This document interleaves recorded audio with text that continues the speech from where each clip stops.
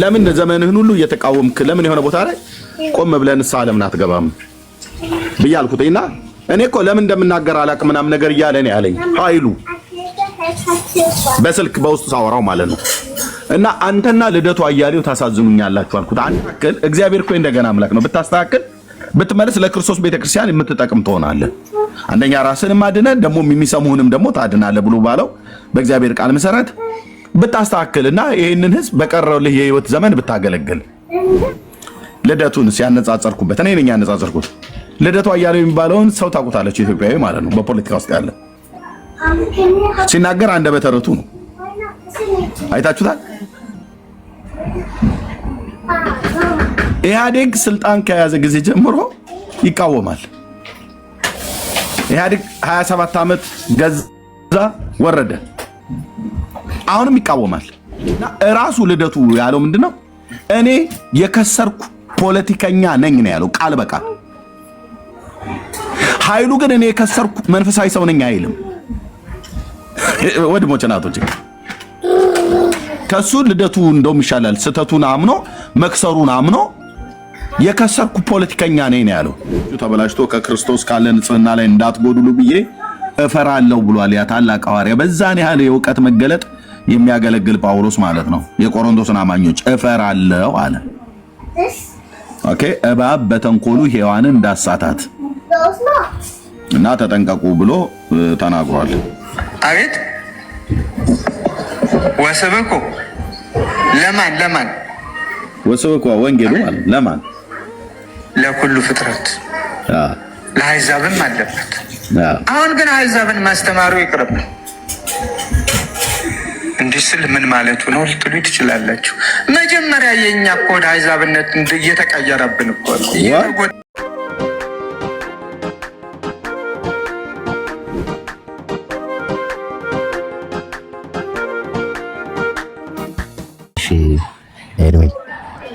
እኔ እንኳን ትንሽ የኮመንት ብቻ ተናግሬ በወርድ ደስ ይለኛል።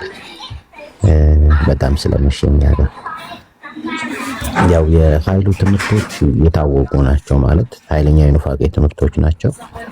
ያው ብዙ ሰዎች ይታለላሉ በትምህርቱ። ሐሳቡን በጣም ስለሚቀያየር ነው። ብዙ ጊዜ መድረኮች ላይ ሲቀርብ ስታዩት አሁን የተናገረውን ነገር ባይዞ ነገ ብትጠይቁት አይደግም። ትምህርቱ አለ ግን ሐሳቡን ይለዋውጣል። የሚያስረዳበትን መንገድ ምናምን ብዙ ጊዜ ይለዋውጣል። ስለዚህ ሰዎች ይታለላሉ። አሁን ቅድምም ከታች አወረድከው ሰው ሌሎችም ሰዎች ሲገቡ የተጭበረበሩ ናቸው በትምህርቱ። እኔ የኃይሉን ትምህርት የምለው ኃይሉ የኤደን ገነቱ እባብ ነው። ባይዞይ ትምህርቱ በጣም አደገኛ ሄሬቲካል ትምህርት ነው የሚያስተምረው። እንዲሁ ዝም ብሎ ይሄ ይበቃል አይደል ዕውቀት ብቻ የምትሉት አይደለም፣ መርዛማ የሆነ ትምህርት ነው ባይዞይ። አሁን ወንድማችን ምሳሌ የሰው ሐለቅ ሲጠየቅ አይመልስም። ትክክለኛውን ማለት እንደ እግዚአብሔር ቃል የሆነውን ነገር እንደ ቃሉ ማለት ነው። በቃ አሁን ኃይሉን ባይዞይ የራሱ የሆነ የተጨበጠ ትምህርት የለውም። ትምህርቱ የተመታ ነው። የነኬነት ኮፕላንድ ትምህርት ነው። የነኬነት ሀገን ትምህርት ነው። ይሄ አሜሪካንና አውሮፓን ሳር ያለበሰ የተረገመ ትምህርት ነው ባይዞይ ኢትዮጵያ ውስጥ ይዞ የመጣው። አሁን ደግሞ እዚህ የሚሞግታቸው ሰዎች አሉ። አሁን በቲክቶክ የሚታወቁ የምናውቃቸውን ሰዎች ሁሉ ብዙ ሰዎችን አስቷል ባይዞይ። ለስላሳ ነው ሲናገር፣ በጣም ትሁት ይመስላል። ክፉ ቃል የሚወጣው ሰው አይመስልም። ግን ትምህርቶቹ ደግሞ ተናዳፊና መርዘኛ ትምህርቶች ናቸው። የኢትዮጵያን ቤተክርስቲያን አሁን በዚህ ሰዓት በሄሬቲካል አቋም እየሞገተና ትውልድን እያሳተ ያለ ሰው ነው ባይዞይ። ስለዚህ አንደኛ የምናምነውን ነገር ማወቅ በጣም ወሳኝና እውነተኛ ነገር ነው። ደግሞ ትምህርቱ አለን የምትሉ ሰዎች ደግሞ አትወላውሉ። በቃ የሆነ ስታንድ ይኖራችሁ። አሁን እኮ የኃይሉ ሰዎች በጣም የሚበጠብጡት ምንድነው? ኃይሉን እንደ ፐርሰን ማንም የሚጠላው ሰው የለም። አሁን እዚህ ኤርሚም አይጠላውም ፐርሰናሊ፣ በግለሰብ ደረጃ ከኃይሉ ጋር ችግር ያለበት ሰው የለም። ከትምህርቱ ጋር ግን ትልቅ ችግር አለብን። ትምህርቱ የኑፋቄ ትምህርቱ፣ ትውልድን የሚያቀጭጭ የተረገመ ትምህርት ነው ያለው። ይሄ የታወቀ ነው። አሁን አዳዲስ ቸርቾች ይሄ አሁን ያለ አዳዲስ የመጡ ቤተክርስቲያኖች ይጋብዙታል። በየመድረኩ እየቀረበ ያቅራራል፣ ያስተምራል። እዛ እንደፈለገው መሆን ይችላል። እኛ ጋር ግን አይደርስም። አሁን እኛ ጋር መምጣት አይችልም እሱ። እኛም የምናስተምራቸውን ትምህርቶች እናውቃለን፣ ምን እንደሚያስተምር እናውቃለን። ባይዘይ በቤተክርስቲያን ደረጃ ትምህርቶች ይሰጣሉ። ሞኞች እንዳትሆኑ ምን እንደሚያስተምር ሰው መንፈስ ነው ብሎ የተረገመ ትምህርት የሚያስተምር ሰው ነው። ሰውና እግዚአብሔርን እኩል ያደረገ የሰይጣን ትምህርት ነው ያለው። ባይዞ እኔ እኮ በኤደን ገነት የገባው እኮ ሔዋንን ያሳታት እኮ ዲያብሎስ እኮ ምንም እኮ አላስተማረም እኮ። ያስተማረው ይሄንን ትምህርት ነው። ባይዞ ሌላ ምን ትምህርት አለው? ሰውና እግዚአብሔርን እኩል የሚያደርግ ትምህርት ነው። ኢየሱስ ሰይጣን ብሎ የሚያስተምር ሰው ነው ኃይሉ። ምንም እኮ ማይካር ነው። እኔና አብ አንድ ነን፣ ኢየሱስና እኔ አይደንቲካል ነን የሚል ሰው ነው። አሁን ትምህርቱን አደንቀዋለሁ ምናምን ስትል ራሱ ማፈር አለብህ ብራዘር። ምን እንደሚያስተምር ማታክ ከሆነ ምን እንደሚያስተምር ቁጭ ብለህ መርምር። በየሚዲያው ሞልቶልሃል ምን እንደሚያስተምር። መልኩን ይለዋውጣል እንጂ እሱ የተረገመ የኑፋቄ ትምህርት ነው ያለው ኃይሉ። አሁን ትምህርቱን አደንቀዋለሁ እሱን አደንቀዋለሁ ምናምን የምትሉ ሰዎች እሱ ፔጅ ጋር ሄዳችሁ መንጫጫት ነው ያለባችሁ። ትምህርቱ አለን የምትሉ ሰዎች ደግሞ ሞግታለን የምትሉ በእግዚአብሔር ቃል ደግሞ ስትጠየቅ መመለስ ነው። እግዚአብሔር በመጀመሪያ የፈጠረው ማንን ነው ስትባል እግዚአብሔር የፈጠረው መንፈሱን ነው ትላለህ። መጽሐፉ ግን የሚለው ሰውን በመልካችን ነው የሚለው፣ ሰውን ነው የሚለው እንጂ መንፈስን አይልም ካሉ ከየት አምጥተህ ነው የምታስተምረው? ስለዚህ ምንም ይሄ የእግዚአብሔር ቃል መሰረት የሌለው ደግሞ የሚያምታቱትና የሚያጭበረብሩት ትህትና በምትባል ጥበብ ነው። እሱም ስታዩት በጣም የለሰለሰ ሰው ነው። የሆነ በሆነች ሙድ ነው በቃ ሰዎች ጋር የሚቀርበው። አሁን በየሚዲያው የሚያቀርባቸው የሚያታላቸው ደግሞ አብዛኞቹ ሴቶች ናቸው። ያየነው ነው። አሁን ይቻ ቀረባት የምትሏቸውም ሌሎቹንም ብትመለከቷቸው እንደዚሁ ናቸው። ያምታታል። እውነተኛ ትምህርት ይዞ ሊሞግተው የሚችል ሰው ጋር አይቀርብም። ኃይሉ ትክክለኛ ሰው ከነበረ ተሾመ የሚባለውን ሰው ነበር መሞገት የነበረበት ለመጀመሪያ ጊዜ። ሰውየው ሲናገር አፉ ትንሽ ኮልደፍደፍ ያለ ሰው ነው፣ የገጠር ሰው ይመስላል ምንም አያውቅም ብሎ ገምቶ ነው ባይዘው። ግን ከልክ እስከ ማሰሪያው በኢትዮጵያ ሕዝብ ውስጥ ማለት ነው ኃይሉን በአደባባይ ራቁቱን ያሰጣው ሰው ያ ሰው ነው። ሌላ ማንም ሰው የወንጌላውያኑ ሰዎች እንኳን ሆነው ማንም ሰው ኃይሉን እስካሁን ፊት ለፊት ኮንፍሮንት አድርጎ እንደነ ኤርሚ ኦር ሜሎስ የሚያናግሩ ሰዎች ከሌሉ በስተቀር ያምታታል ሰው፣ አጭበርባሪ ሰው ነው። ትምህርቱም የተመታ ሰው ነው ባይዘው። ደግሞ የማይወጣ ካንሰር የሆነ ትምህርት ነው ትምህርታቸው። ሰዎች ውስጥ ሲገባ እንደዚህ ነው። ብራዘር አሁን ያወቅ ይመስላል፣ የተገለጠልህ ይመስላል፣ የሆነ አዲስ ነገር የበራልን ይመስላል። አንተ ግን አልበራልህም፣ እንደውም ጨልሞብሃል። ቃሉ ከሚለው ውጭ የእግዚአብሔር ቃል ከሚለው ውጭ ኃይሉ ምንም አይደለም ባይዘው። የተሰፐረሰን ሰው ነው። እንደሱም አይነት ሰዎች ናቸው አሁን ምድሪቱን እየበጠበጠ እያናወጠ ያለው። ይሄን ለማለት ነው። ቴንኪው፣ ተባረኩ፣ ሰላም ሆኑ። ባይዘው የቤተ ክርስቲያን አባቶችንም ዞር ብሎ ማየት ጥሩ። እነዚህ አሁን ቅርብ ጊዜ የመጡ ሰዎች ላይ ተንጠልጥላችሁ ጊዜያችሁን አጫው። የፈለገ እንኳን መጽሐፍ ቅዱስ ላይ እኛ ብንሳሳት ዞር ብላችሁ የቤተ ክርስቲያን አባቶችን ኖስጥሳውያን ለምን አንደኛ ዮሐንስ ለምን እንደተጻፈ ቸክ አድርጉ።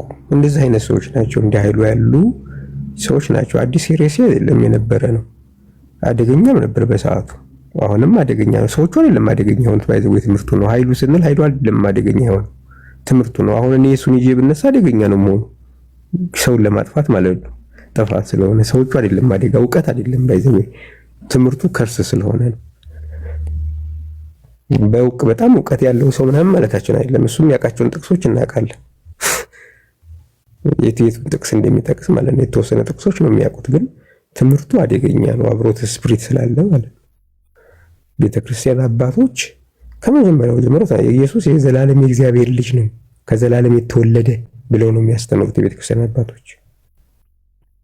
እሱ ደግሞ ኢየሱስ ዳግም ተወልዶ ነው ብሎ ነው የሚያምኑ። ይሄ ከርስ ነው ባይዘው። አትሾዱ።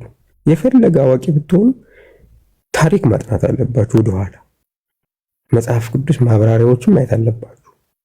ሰው በመልኩ ሰውን ፈጠረ ካለ ሰው ነው በቃ መጽሐፉ የሚለው። ቆይ እስኪ መንፈስ የሚላውጣለት ከውስጡ እንደው ልበርብረው አይነት ሁኔታ ይሄ ደስ የማይል ነው።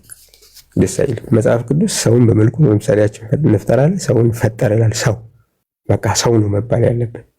ሰው ሕያው ነፍስ ያለ ሆነ። ምን ሰው በቃ። ስለዚህ አዲስ ኪዳን ላይ መጥቶ ሰው ዓለምን እንዲሁ ወዷል የሚባል ዓለም የተባለው ሰው የተባለው ሰው አለቀ። ስለዚህ የፈለፈልክ ያልተጻፈ እንደዚህ አስቤ ነው እንዲገብቶ እንዲበርቶልኝ ነው። ይሄ በጣም አደገኛ ነገር ነው። ሊትራሊ ካንሰር ነው። አስቡበት ለማለት ነው። ደግሞ ጥሩ ሰው አያደርግም እኮ ህይወታቸው እንዳለ ነው የተበረዘው። እግዚአብሔር ምሕረት ያድርግልን። እንግዲህ ይህን ያህል ካልናችሁ ከዚህ በላይ ማለት አይቻልም። እሺ፣ በነበረው ጊዜ በነበረው ቆይታ ጥሩ ነገር ነው። እንዲህ መማማር መቻላችንን በራሱ ትልቅ ነገር ነው።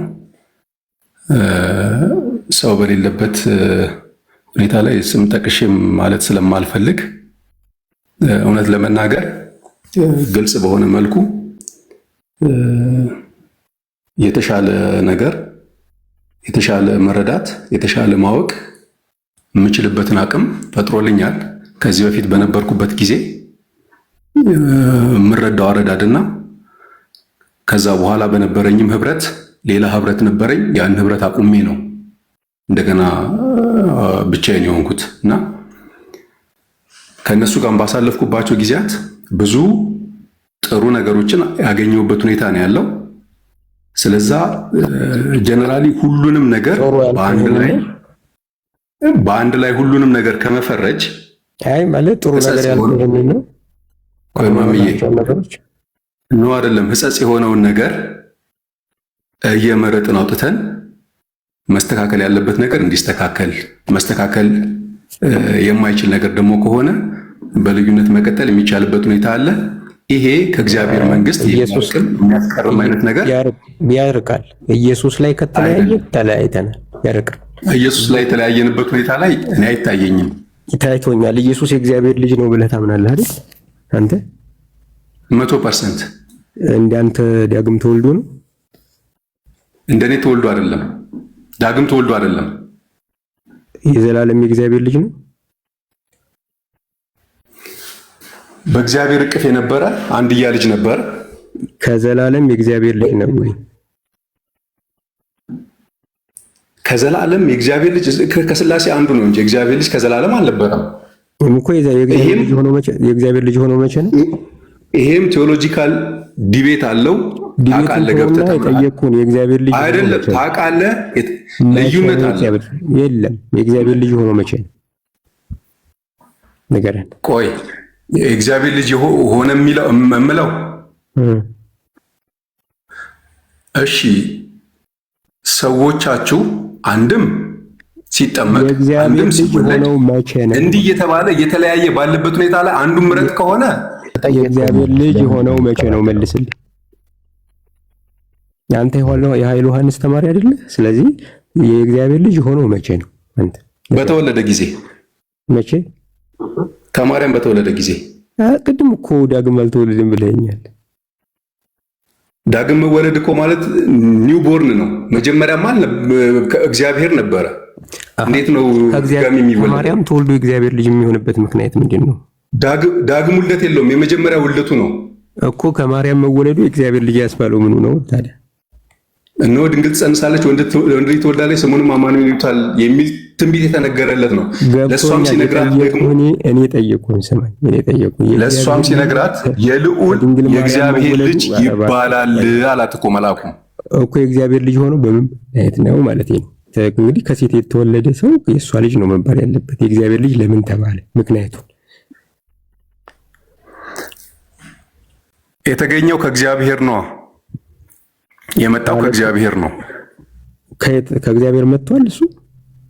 አዎ ከእግዚአብሔር ዘንድ የነበረ የእግዚአብሔር ቃል አልነበረ እንዴ? ራሱ እግዚአብሔር የነበረ ከእግዚአብሔር ከሆነ ስለዚህ የእግዚአብሔር ልጅ ለምን ተባለ ነው ጥያቄ። እግዚአብሔር ራሱ ከሆነ የእግዚአብሔር ልጅ የተባለበት ምክንያት ምንድነው ነው ጥያቄ። የእግዚአብሔር ልጅ የሆነው እኮ ሰው ስለሆነ ነው እንዴ? ማርያም ሰው ከሆነማ የማርያም ልጅ ነው እንጂ የእግዚአብሔር ልጅ እንዴት ይሆናል? አባቱ እግዚአብሔር ነው፣ አስገኘው እግዚአብሔር ነው እኮ። እኔንም አስገኝቶኛል እኮ። ታዲያ አንተም በመፍጠር ነው ያገኘ። ኢየሱስ የተወለደ እንጂ ተፈጠረ አይደለም። ሰውነቱ ፍጡር አይደለም። ቤት በኩል የተወለደ ነው። ከዘላለም የነበረ ነው ሰውነቱ። ሰውነቱ ከቅድስት ድንግል ማርያም በተወለደ ጊዜ ያገኘው ነው። ከዘላለም ዓለም በፊት እሱ እግዚአብሔር ያህዌ ነው። እባክህ ስጋው ከየት ነው የመጣው? ስጋንማ እግዚአብሔር አዘጋጀለት። እሱም ማደሪያ አድርጎ ከማርያም ተወለደ። እሱ ስጋ ዘላለማዊ ነው። ዘላለማዊ ማለት ኢሞርታል የሚለው ቃል አልተፈጠረም ካልከኝ ዘላለማዊ ነው ማለት ነው ማለት እስቲ ግልጽ አድርገው። የተፈጠረ ካልሆነ ያልተፈጠረ ነው ማለት ያልተፈጠረ ከሆነ ደግሞ ዘላለማዊ ነው ማለት ነው። የክርስቶስ ስጋ ከማርያም የተካፈለው ነው። በመወለድ አገኘው እንጂ በመፈጠር አላገኘው ነው የጠየቁን። እኔ ከማን ተካፈለው አይደለም ዘላለማዊ ነው ወይ? እኔና አንተ እንደተፈጠር ነው ኢየሱስ ክርስቶስ አልተፈጠረም እያልኩ ነው። እኔ ሊትራሊ እየነገርኩህ። እኔ የጠየቁህን የኢየሱስ ክርስቶስ ስጋ ዘላለማዊ ነው ወይስ የተፈጠረ ነው ነው ጥያቄ።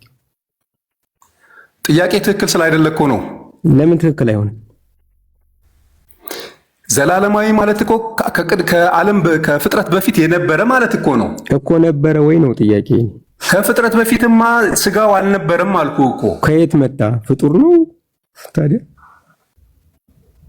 እንዴ? ምን እያሰብክ ነው?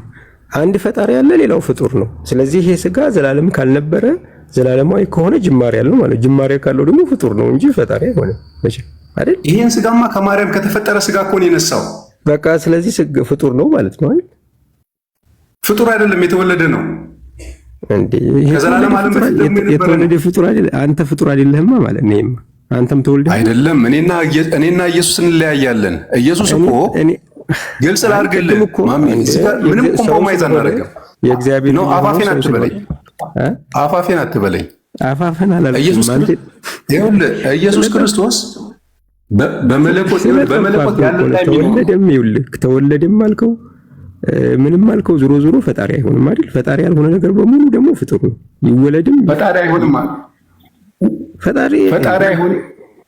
ፈጣሪ ያልሆነ ነገር በሙሉ ፍጡር። ስለ ኢየሱስ ነው አይደል እያወራኸኝ ያለው? ጥያቄ ልጠይቅ። እሺ፣ ከፈጣሪው ውጭ ያለው በሙሉ ፍጡር ነው አይደለም? ከፈጣሪ ውጭ ያለው ከፈጣሪው ውጭ ያለው በሙሉ ፍጡር አይደል? ብራዘር ሀስ ጀነራላይዜሽን ነው እንደየሄድክ ያለው። አረ ሀስ አይደለም፣ ጥያቄ ነው የጠየቅኩህ እኮ ከፈጣሪው ግልጽ አድርገው። አሁን እልህ ውስጥ ገብተህ ነው እንጂ በጣም ቀላል ጥያቄ ነው የጠየቅኩህ። ከፈጣሪው ውጭ ሆነ ሁሉ እልህ ውስጥ ገብቼ ሳይሆን በል ታዲያ ለማሳት የምትሄድበት ርቀት ጥሩ አይደለም። ለማሳት አይደለም ጥያቄ ነው፣ ስለጠፋብህ ነው ያሳትኩ ይመስላል። ግልጽ የሆነ ነገር ልንገርህ። በቃ ጥያቄው ልጠይቅ። ከፈጣሪው ውጭ የሆነ ነገር በሙሉ ፍጡር ነው ወይስ አይደለም? ከፈጣሪ ውጭ የሆነው ነገር ሁሉ እሺ ፍጡር ነው። በጣም ጥሩ። ስለዚህ ፈጣሪው ደግሞ ዘላለማዊ ነው አይደል? አዎ። ስለዚህ የኢየሱስ ስጋ ደግሞ ዘላለማዊ አይደለም አይደል? ከመጀመሪያ ጀምሮ የነበረ ከፈጣሪ ጋር የነበረ ወይም ከእግዚአብሔር ጋር የነበረ ስጋ አልነበረም። አዎ። ስለዚህ ምን ማለት ነው? ከፈጣሪው ውጭ ሆነው በሙሉ ፍጡር ከሆነ ፈጣሪው ደግሞ ዘላለማዊ ከሆነ የኢየሱስ ስጋ ደግሞ ዘላለማዊ ካልሆነ ፍጡር ነው ማለት ነው አይደል? አንተ በሄድክበት ኮንክሉዥን እንደዛ እየመጣህ ነው። አንተ በፈለግከው መንገድ አምጣውና ዘላለማዊ አድርገውና ፈጣሪ አድርገው። እኔ ዘላለማዊ ነው ብዬ ከዘላለም ዓለም በፊት የነበረ ዘላለማዊ ያልሆነ ነገር በሙሉ እኮ ፍጡር ነው ብራዘር። ከዘላለም ዓለም በፊት የነበረ እኔ ደግሞ ኢየሱስ ይሄ እኮ በጣም ባይዘወይ አንተ ደግሞ ጭራሽ ወጣ ከዓለም ከኃይሉም ከሁሉም ከአእምሮ ራሱ ወጣ። ፍጡር ፈጣሪ ያልሆነ ነገር በሙሉ ፍጡር ነው። አሁን አንተ እኔን ለመከራከር ስትል ነው አሁን አንተ ነገሮችን እየካርክ ያለው። እየካርኩኝ ሳይሆን በስጋው ፍጡር ይባላል የሚለውን ቃል መቀበል ስለማልፈልግ ነው። አንተ ከአንተ ፍላጎት ጋር እኮ አይደለም የሚያያዘው ብራዘር። ስለማይሆን ነዋ። በመወለድ ያገኘው ስጋ ነው። መወለድ የተወለደ ሁሉ ፈጣሪ ነው ወይ ነው የምልህ? ምን ሆነህ ነው አንተ? እሱ ደግሞ ፈጣሪም ልጅም ነው እኮ። ፈጣሪም ልጅም ነው አይባልም። እንደ ሁለት ነገር ነው ታወራለህ። ያህዌ ነዋ። ኢየሱስ ክርስቶስ ከዘላለም ዓለም በፊት እኮ ያህዌ ነው ያለና የሚኖር እኮ ነበር። እኔም እሱን አልጠየቅኩም፣ እሱንም አልካርኩም፣ እሱም አላጋጨንም። የጠየቅኩህ የኢየሱስ ሰውነት ዘላለማዊ ነው ወይ ነው ጥያቄ። የኢየሱስ ስጋ ዘላለማዊ የሚሆነው ወይም ደግሞ የሆነው ከውልደት ተወልዶ ካገኘ በኋላ ነው፣ ከሞትና ትንሣኤ በኋላ ነው። ከዛ ፊት ግን አልነበረም። በኋላ ዘላለማዊ ነው። አሁንም በዛ ነው ያለው እኮ። አረ ብራዘር ከዘላለም የኢየሱስ ሰውነት ከዘላለም የነበረ ነው ወይ ነው ጥያቄ። ከዘላለም የነበረ እንዳይደለ እኮ ግልጽ ነው ማሜ፣ ግልጽ ነው እኮ። ካልነበረ ታዲያ ፈጣሪ ነው ወይ ነው? ከዘላለም ያልነበረ ነገር ፈጣሪ ሆነ? በፈጣሪነቱ እኮ እኛ እየጠራሁልህ ያለሁት ያህዌ ነው አልኩ። በሰውነቱ ደግሞ ከቅድስት ድንግል ማርያም የተወለደ ሰው ነው። በጌታ ሆነ አውቀህ ነው። እኔ ስለ ጌትነቱ አላወራም፣ ስለ ፈጣሪነቱ ስለ ሰውነቱ ነው የጠየቁት። ስለ ሰውነቱ ካወራኸኝ ሰው ነው እኮ አልኩ። 100% ሰው ነው። ሰውነቱ ዘላለማዊ ነው ወይ ነው ጥያቄ። ዘላለማዊ ነው ማለት እኮ ከዚህ በኋላ ባለው ኢሞርታል ነው እያልከኝ ነው። ኧረ እኔ ጠየቅኩህ ወደ ኋላ ነው ፕሪቪየስ ነው እየጠየቀኝ። አውቀህ ነው እንዴ አንተ? አውቀህ ነው እንዴ? አይደለም እየጠየቀኝ ያለኸው ከውልደቱ በፊት ነው ወይ?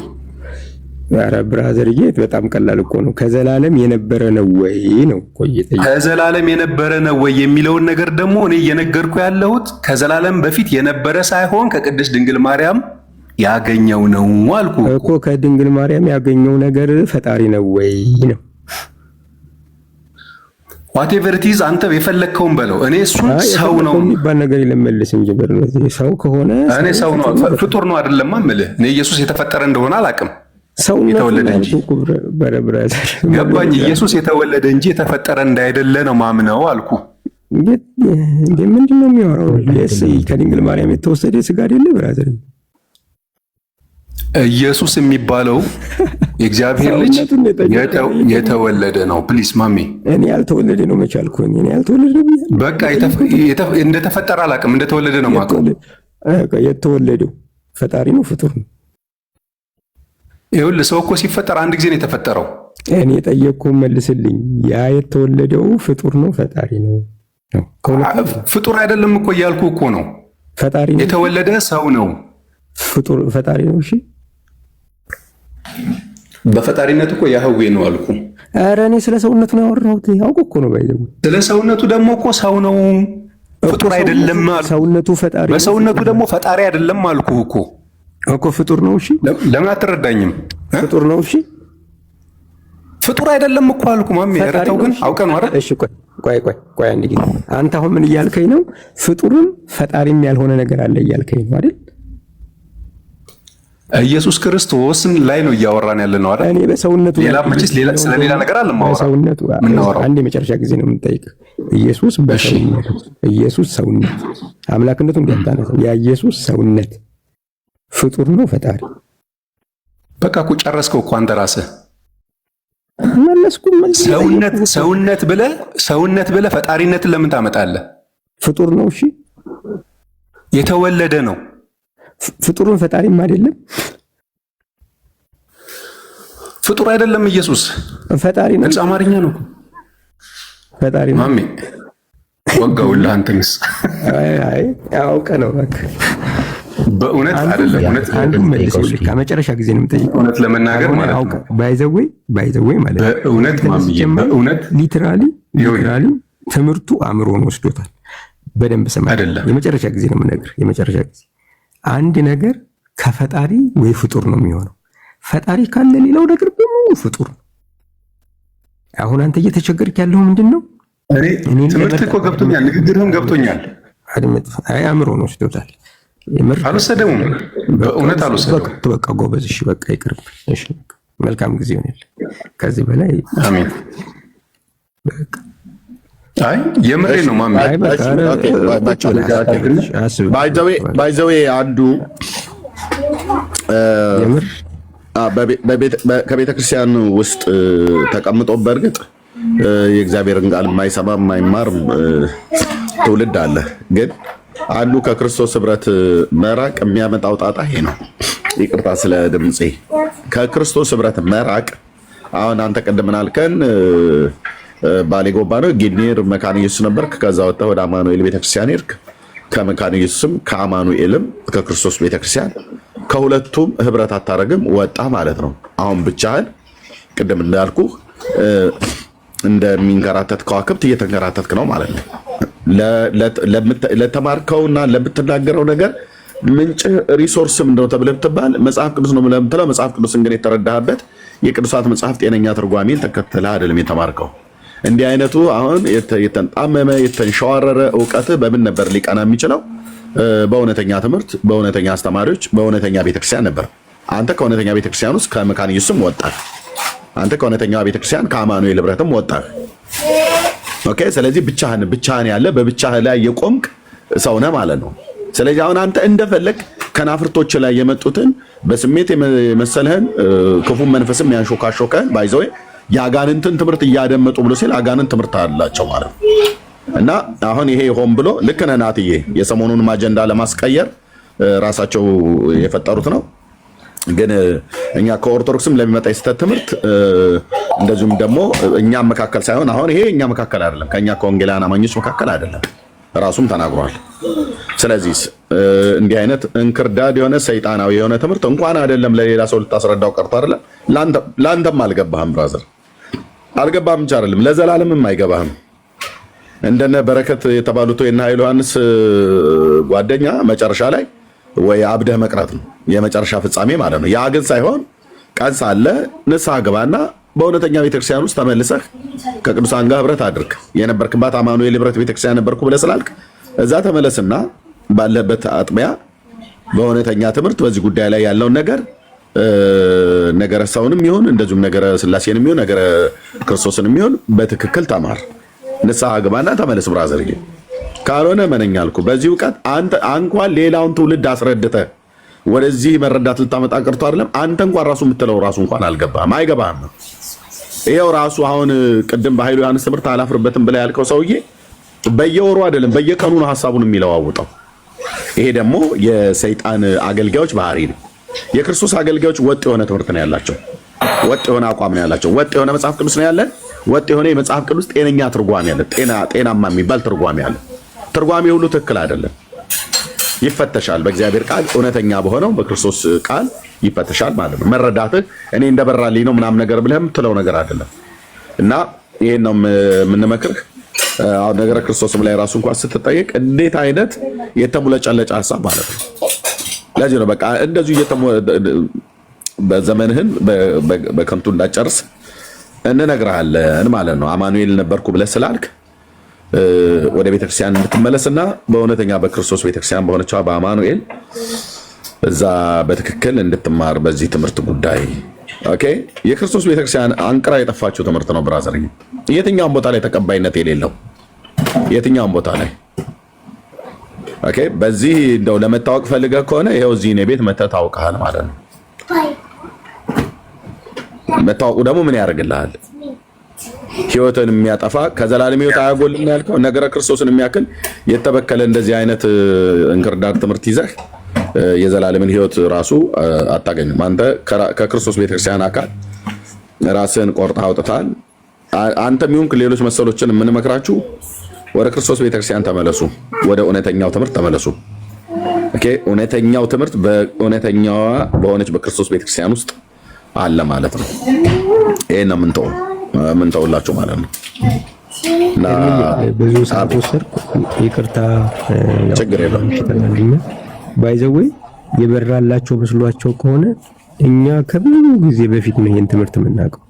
ባይዘዌ ትምህርቱ በደንብ ይታወቃል ከድሮ የነበረ። እነሱ አዲስ እየተገለጠላቸውና እኛ ያልገባን መስሏቸው ኃይለ ዮሐንስን የሚያስተምረው እኔ 40-50 ደቂቃ አስተምራለሁ እዚህ ምን እንደሚል ከየት እንዲያመጣው ባይዘው ንግግሮቹ፣ ቃላቶቹ፣ አረፍተ ነገሮቹ ሳይቀር ከማን የተኮረጁ በደንብ ነው የምናውቀው ከስር ከመሰረቱ ማለት ነው። ትምህርቱ እሱ የመጀመሪያ ጊዜ ሰምቶት ሊሆን ይችላል። እኛ በደንብ ትምህርቱን እናውቀዋለን እና በርቶላችሁ እንዳይመስላችሁ ለማለት ነው። ያን ተባረክ። ቴንክ ዩ ማሜ፣ ተባረክ። ጸጋ ይብዛልህ። ዳንኤል አይ ቲንክ ዳኒ የምትለው አለ?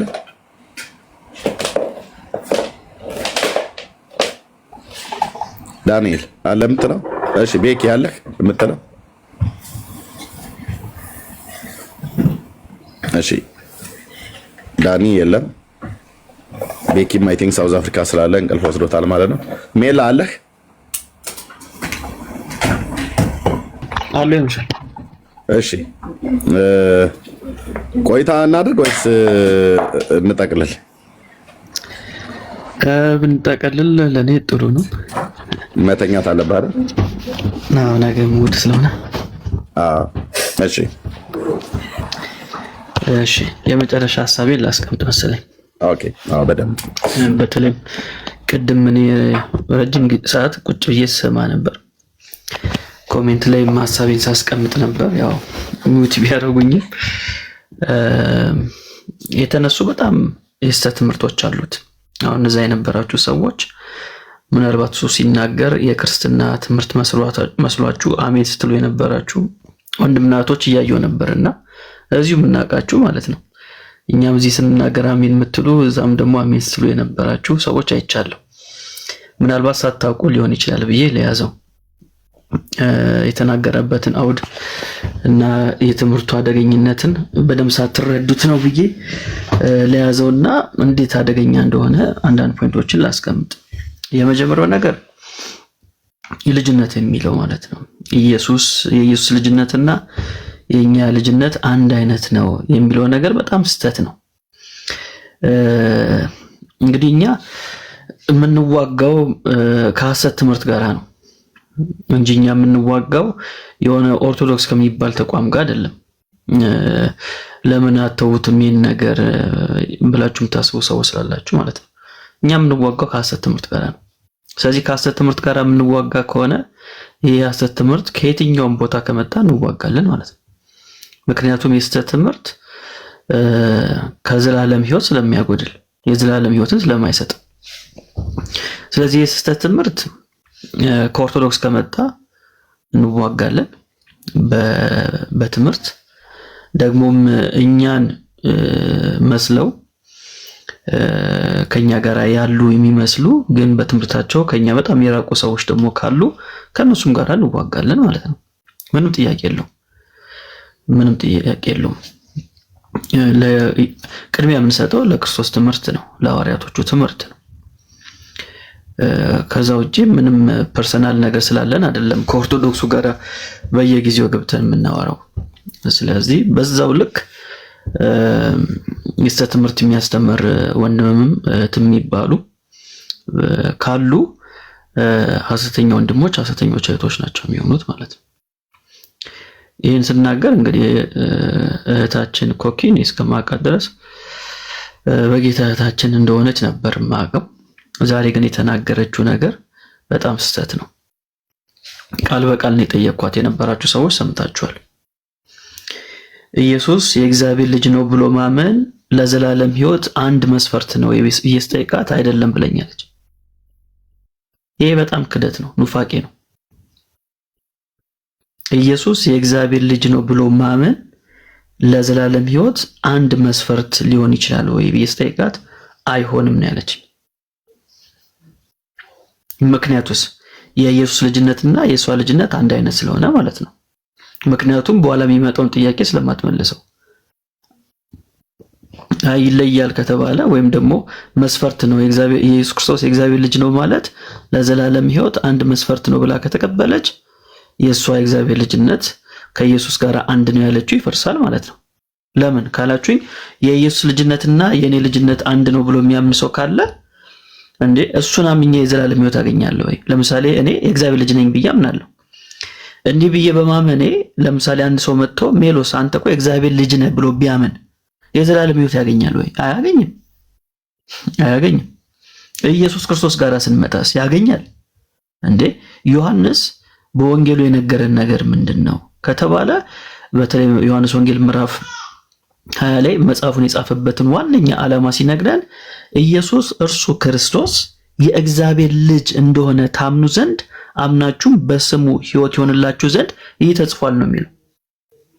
ስለዚህ ኢየሱስ የእግዚአብሔር ልጅ ነው ብሎ ማመን አንዱ መስፈርት ነው ለዘላለም ሕይወት፣ ምንም ጥያቄ የለውም። እዚህ ጋር ሁለት ነገሮች ተነስተዋል። አንደኛ ኢየሱስ ክርስቶስ ነው ብሎ ማመን፣ መሲሁ ነው ብሎ ማመን፣ የተቀባው እሱ ነው ብሎ ማመን፣ ሊቀ ክህነቱን መቀበል፣ ከመቀባቱ ጋር የተገናኙ አገልግሎቶቹን መቀበል ግዴታ ነው። ሁለተኛ የእግዚአብሔር ልጅ መሆኑን ማመን ግዴታ ነው። ስለዚህ የእግዚአብሔር ልጅ ነው ኢየሱስ ስንል የሁለት ነገር ቢያንስ የሁለት ነገር መሰረት ነው። አንደኛው ለጥምቀታችን መሰረት ነው አይደል? በአብ በወልድ በመንፈስ ቅዱስ ስም አጥምቁ ነው የተባለው። በልጅ ስም ምን ማለት ነው? ኢየሱስ የእግዚአብሔር ልጅ ነው። እኔም የእግዚአብሔር ልጅ ነኝና በአብ በሜሎስ እና በመንፈስ ቅዱስ ታጠምቃለህ እንዴ? አታጠምቅም። አየህ፣ ልጅነቱ ከኔ ልጅነት የተለየ ነው። ለጥምቀት መሰረቱ ነው ተቀምጧል። ሁለተኛ ልጅነቱ የምን መሰረት ነው ከተባለ የቤተ ክርስቲያን መሰረት ነው። የማቴዎስ ወንጌል ምዕራፍ 16 ላይ አንተ የያው የእግዚአብሔር ልጅ ነህ ብሎ ነው የተናገረው። ስለዚህ እንደዚህ ብሎ ስለተናገረ ጴጥሮስ ምን አለው? በዚህ ዓለት ላይ ቤተክርስቲያን ይመሰርታለሁ አለው። ዓለት የተባለው ምንድነው? የጴጥሮስ የተናገረው ንግግር ነው። አንተ ክርስቶስ የያው እግዚአብሔር ልጅ ነህ። ስለዚህ ይሄ ንግግር የቤተ ክርስቲያን መሰረት ነው። ስለዚህ የኢየሱስ ክርስቶስ ልጅነት ይለያል። ስለሚለይ ነው የቤተ ክርስቲያን መሰረት ይሆን። ሜሎስ የእግዚአብሔር ልጅ ነው ስለተባለ የቤተ ክርስቲያን መሰረት ይሆናል እንዴ? በጭራሽ አይሆንም። በጭራሽ አይሆንም። እና ይሄ ኑፋቄ ነው። በቃ በደንብ መሰመር አለበት። የኢቫንጀሊካሉንም ሰርክል የሚወክል ትምህርት አይደለም። ይሄን ነገር ማወቅ አለባችሁ። በተለይ ኦርቶዶክሳውያን አንድ ናችሁና ምን የምትሉ አይደለም። የሚወክለን አይደለም። የሚወክለን ትምህርት አይደለም። ግለሰቦች ይኖራሉ። ግለሰቦች እነዚህ ሊያስተምሩ ይችላሉ። ግን እንደ ተቋም ግን አይደለም። የታዱሳውያንም ትምህርት አይደለም። በጭራሽ አይደለም። ስለዚህ የኢየሱስ ልጅነት ጋር ያለው ችግር ይሄ ነው። ሁለተኛ ደግሞ የኢየሱስ ጌትነት ላይ ኢየሱስ ጌታ ነው የተባለበት መንፈስና እኛም ጌታ ነን ብሎ ሲናገር ነበር። ምንም ለውጥ የለውም ሲል ነበር። ኢየሱስ ጌታ ነው የተባለው በሰውነቱ ነው። ስለዚህ ያን ጌትነት ለኛ መልሶልናልና እኛም ጌቶች ነን አለ። በጭራሽ እንደዚህ ቢባል ነገር መጽሐፍ ቅዱሳችን አያውቅም። ኢየሱስ ጌታ ነው ብለን በተለይ ሮሜ ምዕራፍ 10 ላይ ሲናገር ምንድነው የሚለው? ኢየሱስ ጌታ እንደሆነ በአፍህ ብትመሰክር እግዚአብሔርም ከሙታን እንዳስነሳው በልብ ብታምን ትድናለህ። አያችሁ፣ የኢየሱስን ጌትነት መመስከር ከዘላለም ሕይወት ጋር ይገናኛል። እናንተ ሜሎስ ጌታ ነው ብላችሁ ትመሰክራላችሁ እንዴ? ኃይሉ ዮሐንስ ጌታ ነው ብዬ መሰክራለሁ? በጭራሽ ነው የማይሄደው ማለት ነው ሐሳቡ። ኢየሱስ ጌታ ነው የተባለበት አውድ እሱ ከሁሉ በላይ መሆኑን የሁሉ ነገር የበላይ መሆኑን የሚያሳይ ነው። ጌታ ነው ስንል ለምሳሌ ትንቢተ ኢዩኤል ምዕራፍ 2 ላይ ምንድነው የሚለን? የጌታን ስም የሚጠራ ሁሉ ይድናል ነው የተባለው። እሱን ሐሳብ ነው ሮሜ ምዕራፍ 10 ቁጥር 9 ላይ የምናገኘው። ስለዚህ ኢየሱስ ክርስቶስ ጌታ ነው ብለን ስንመሰክር እሱ አምላክ ነው እያልን ነው። አምላክ ነው እያልን ነው። በተለይም በሰባ ሊቃናቱ ትርጉም ብታዩ ያህዌ የሚለው ጌታ ተብሎ ነው የተረጎመው። ጌታ ተብሎ ነው የተረጎመው። ስለዚህ ጌታ የሚለው ቃል ያህዌ ከሚለው ጋራ አቻ ሆኖ ነው የተቀመጠው። ለዛ ነው ኢዩኤል ምዕራፍ 2 ላይ ጌታ የተባለው የጌታን ስም የሚጠራ ሁሉ ይድናል የሚለው ያህዌ ማለት ነው። ስለዚህ እሱ ነው ሮሜ ምዕራፍ 10 ላይ ሐዋርያ ጳውሎስ የሚያመጣው። ስለዚህ ኢየሱስ ጌታ ነው ስንል እሱ ያህዌ ነው እያልን ነው። በጭራሽ እኛ በዛውድ ጌታ ተብለን አንጠራም፣ ጌቶችም ተብለን አንጠራም። እንደውም በተቃራኒው የምታደርጉትን ሁሉ ካደረጋችሁ በኋላ የማንጠቅም ባሪያዎች ነን በሉን የተባልነው እና ይሄ ትምህርት በጣም የስተት ትምህርት ነው። ኮኪም ይሄን መልእክት እየሰማሽ ከሆነ እንደው በቅንነት እንድትመለሺ ዮሐንስ እምቢ ብሏል። በጣም የገረመኝችን ነገር አንሳና ልጨርስ። ትናንትና የነበራችሁ ሰዎች ወንድማችን ዴቭ ሉትራን ቤት ቀሲስ ዲበኩሉ ነበሩና ጥያቄ ጠይቄ ነበር። እባክዎትን እንወያይ ብዬ ጥያቄ ስጠይቅ ምን ብሎ ነበር ይመለሱልኝ? ቅኔ ተምርሃል ወይ? ቅኔት ከተማርክ ነው ካንተ ጋር የምወያየው አሉኝ። ያን መስፈርት አስቀመጡ። ዛሬ ደግሞ ኃይሉ ዮሐንስን እንወያይ በዚህ ጉዳይ ላይ ስለው አንተ ገና 5 ዓመት አልሆነም ጴንጤ ከሆንክና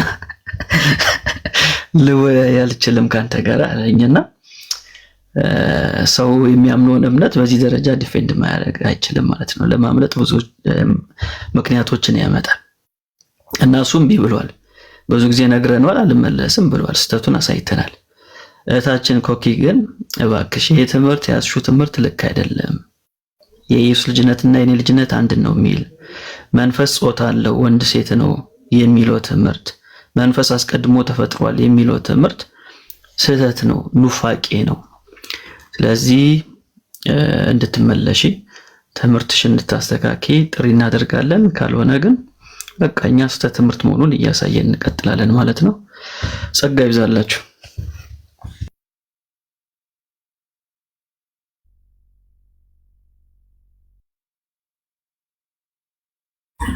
እሺ ሜላይ ተባረክ። ቴንኪው። እውነተኛ የእውነተኛ ወንድም ምክር ነው።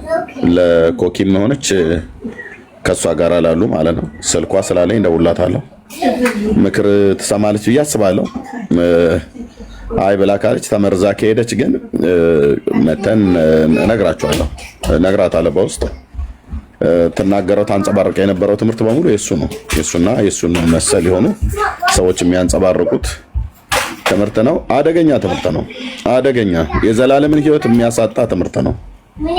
ነገረ ክርስቶስ ላይ የተበላሸ የተበከለ የተመረዘ ትምህርት ነው የሚያስተምረው እና እሱንም እንኳን እሷን አይደለም እሱን እንኳን ራሱ ነግሬዋለሁ። ወንድሙ የኔ ወዳጅ ነበረ ኢትዮጵያ ውስጥ አለ። የሱ ታናሽ ወንድም ንጋቱ ዮሐንስ የሚባል ማለት ነው። በጣም በእውነተኛ ቤተክርስቲያን የሚያገለግል አይ ቲንክ መካኒስ ነው። ስለ ክርስቶስ እንደዚህ የሚያገለግል ወንድም አለው። ሞይንኮ ይሰራ ነበር በወቅቱ።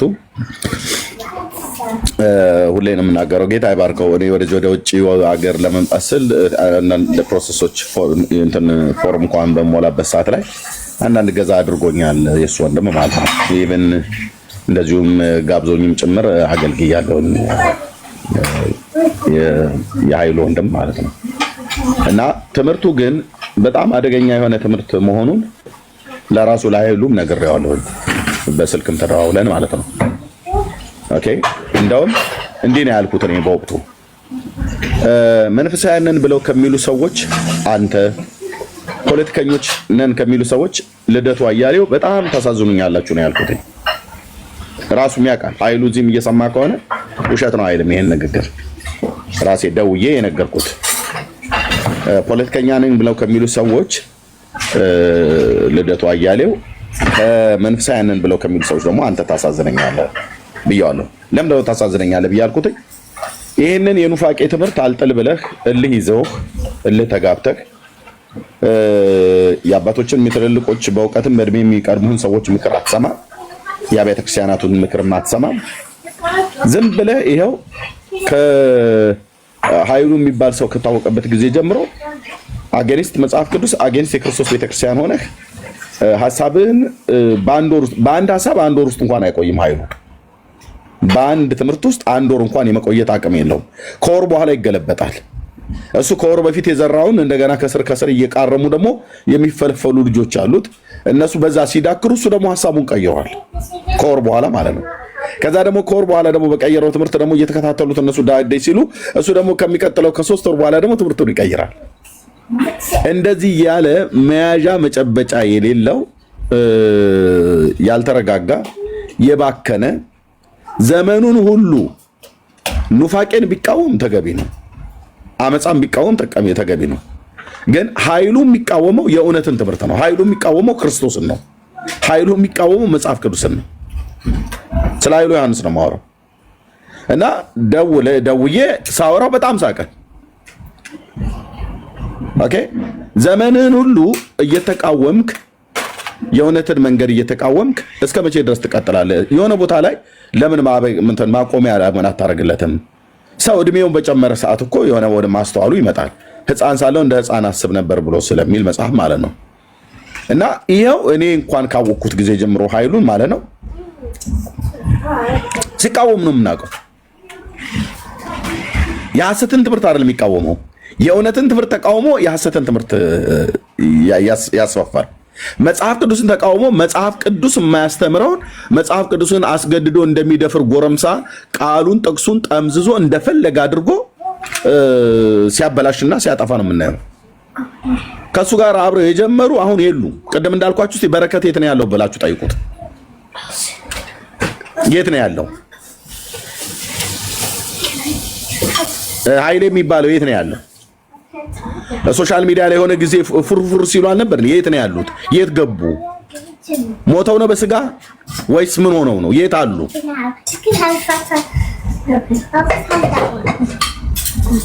እና ለምን ዘመንህን ሁሉ እየተቃወምክ ለምን የሆነ ቦታ ላይ ቆም ብለን ንስሐ ለምን አትገባም ብያልኩትና እኔ እኮ ለምን እንደምናገር አላውቅም ምናምን ነገር እያለ ነው ያለኝ ኃይሉ በስልክ በውስጥ ሳወራው ማለት ነው። እና አንተና ልደቱ አያሌው ታሳዝኑኛላችሁ አልኩት። አንተም ዘመንህን ሁሉ የክርስቶስን ቤተክርስቲያን እውነተኛውን ትምህርት በመቃወም የክርስቶስን ቤተክርስቲያን በመቃወም እስካሁን ድረስ አለህ። ብታስተካክል እግዚአብሔር እኮ እንደገና አምላክ ነው። ብታስተካክል ብትመለስ ለክርስቶስ ቤተክርስቲያን የምትጠቅም ትሆናለህ። አንደኛ ራስህንም አድነህ ደግሞ የሚሰሙህንም ደግሞ ታድናለህ ብሎ ባለው በእግዚአብሔር ቃል መሰረት ብታስተካክልና ይህንን ህዝብ በቀረውልህ የህይወት ዘመን ብታገለግል ዘመኑን ሁሉ እውነትን እየተቃወምክ ነው የምትኖረው አልኩት። ልደቱን ሲያነጻጸርኩበት እኔ ነኝ ያነጻጸርኩት። ልደቱ አያሌው የሚባለውን ሰው ታውቁታለች፣ ኢትዮጵያዊ ማለት ነው፣ በፖለቲካ ውስጥ ያለ ሲናገር አንደበተ ርቱዕ ነው። አይታችሁታል። ኢህአዴግ ስልጣን ከያዘ ጊዜ ጀምሮ ይቃወማል። ኢህአዴግ 27 ዓመት ገዛ ወረደ፣ አሁንም ይቃወማል። አሁንም ነው የሚቃወሙ። መቃወሙ ባልከፋ እና ራሱ ልደቱ ያለው ምንድነው? እኔ የከሰርኩ ፖለቲከኛ ነኝ ነው ያለው ቃል በቃል። ኃይሉ ግን እኔ የከሰርኩ መንፈሳዊ ሰው ነኝ አይልም። ወድሞች ናቶች ከሱ ልደቱ እንደውም ይሻላል። ስተቱን አምኖ መክሰሩን አምኖ የከሰርኩ ፖለቲከኛ ነኝ ነው ያለው። የከሰረ ፖለቲከኛ እኮ የሆነ ቦታ ላይ ቆም ብሎ ኢትዮጵያን አገሩን ሊመራ የሚችልበትን ነገር ከስተቱ ቆም ብሎ የሚነግድ ሰው እኮ ንግዱን ምን ያህል አተረፈኝ፣ ምን ያህል ከሰርኩ፣ የከሰርኩበት ምክንያት በምንድነው፣ አተርፌም ከሆነ በምንድነው ያተረፍኩትኝ ብሎ የሚለውን ቆም ብሎ ያስባል። ነጋዴም ቢሆን ማለት ነው፣ ተማሪም ቢሆን ማለት ነው፣ ፖለቲከኛም ቢሆን የከሰርኩት የቱ ጋር ነው? ይኸው ከፖለቲካው ሲስተም ውጭ ወጥቼ የከሰርኩ ፖለቲከኛ ነኝ አለ እና ለኢትዮጵያ ታዲያ የሚጠቅም ሰው የማይጠቅም ሆኖ የቀረው በምንድን ነው? እልህ ግትርነት ምናምን ነገር ካልሆነ በስተቀር እሺ፣ ከኢህአዴግ ጋር አልተስማማም፣ ከወያኔ ጋር ለምን አሁን ካለው ጋር አይስማማም? ወይስ ባይስማማም ካሁኑ ጋር እንኳን በራሱ ችሎ ለምን ኢትዮጵያ ውስጥ ገብቶ በፖለቲካው ዓለም ላይ በተሰጠው ነገር ለምን አይሰራም?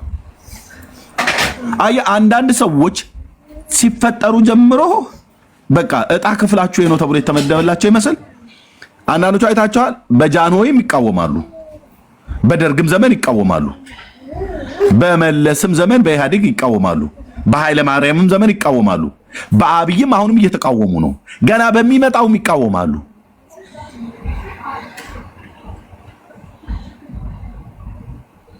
ሁሉንም ነው የሚቃወሙት። ኃይሉም ልክ እንደዚህ ማለት ነው። የከሰርክ ፖለቲከኛ ነኝ ብሎ ባለው ልደቱ አንተም የከሰርክ መንፈሳዊ ሰው ነህና ከኪሳራው በጣም ነው የሳቀው። ራሱ ጠይቁት። ኃይሉ ኤርሚያስ ደውሎ እንደዚህ ብሎ አለው ብለህ በለው፣ አይዋሽም፣ ጠይቁት ብየዋለሁ።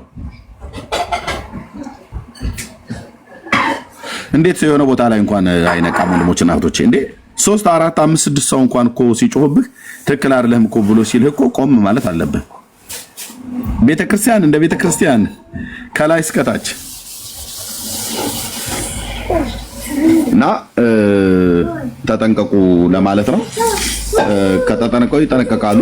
እንግዲህ ኮኪን በስልክ የሆነ ጊዜ ተደዋውለን ስለነበር ደውዬ እነግራታለሁ። እንትን ማድረጉ ይሻላል።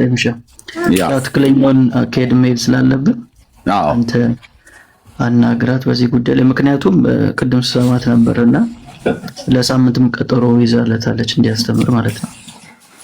እና ያስተዋልኩት ነገር ምንድነው፣ እዛም ላይቭ ላይ የነበሩ አንዳንድ እህቶች እኛ ጋር የሚመጡ ናቸው። ከታች ቅድም እንዳልኩት አሜን ሲሉ የነበሩ ኃይሉ ዮሐንስ ሲያስተምር እና ደግሞ ሌላ ቀንም ጋብዥልን ብሎ ሲጠይቋት እያየው ነበርና እነኛን ሰዎች ግን ሜላ ካወካቸው ለእኔ ተነግረኛለህ። እዚህ እኔ ጋር ገስት ላይ አይቀመጡም፣ ገብተው ሀሳብ አስተያየት አይሰጡም። እዛ ሄደው የሚጠጡበት ይጠጣሉ እና በውስጥ ተነግረኛለህ። ስክሪን በተለይ ካለ ስክሪን ሪከርድ ወይ ደግሞ ኮሜንት ካለ እሱን በውስጥ ለእኔ አቅርብልኝ። እሺ ማስታወሳቸው እነግርሃለሁ። ምንድነው እነዚህ ማለት ይሄ ነገር ከዚህ በፊት ኃይሉ ዮሐንስ ሌላ ቤት ሲገባ አይቼው አውቃለሁ፣ ግን ያን ያህል ትኩረት አልሰጠሁትም። ምክንያቱም አንድ አይነት እምነት ይኖራቸዋል ብዬ ስላሰብኩ ዝም ብዬ ነው ያለፍኩት ስለማላውቃቸው ማለት ነው። ታችን ኮኪን ግን እናውቃታለን። ከሷ ጋር የተጠመዱ አገልጋዮች እንዳሉ እናውቃለን። እንዳልኩ ደግሞ ገብቶ የሚያዳምጡ የነበሩ ሰዎች እዚሁ የምናውቃቸው ናቸውና እንዳይሳሳቱ ትክክለኛውን ነገር መናገር አለብን። ስለዚህ በትክክለኛው አካሄድ እሷ በዚህ ጉዳይ ላይ ያላት ነገር ምንድነው የሚለውን በደንብ አናግራት። አይ እንትን እላለሁ ብላ ኃይሉ ዮሐንስን የምትጋብዘው ከሆነ ይህን ትምህርት የምታስተምር ከሆነ ካሁን በኋላ እሱንም ግልጽ ማድረግ አለባት። ለአንተ ብቻ አይደለም ማውራት ያለባት። ቤቷንም ስትከፍት ይህን ትምህርት እኔ አላምንበትም ብላ መናገር አለባት ብዬ አምናለሁ። ምክንያቱም በአደባባይ ላይ ነው የተናገረችውና እሱኛው ትክክለኛው አካሄድ ነው ብዬ አስባለሁ፣ ሰዎችን ከመታደግ አንፃር። ምክንያቱም የቀላል ትምህርት አይደለም። ኢየሱስ ላይ ከሳታችሁ በቃ አለቀላችሁ፣ ምንም እንትን የለውምና እሱን አድርግ። ቴንክ ዩ ሜላይ።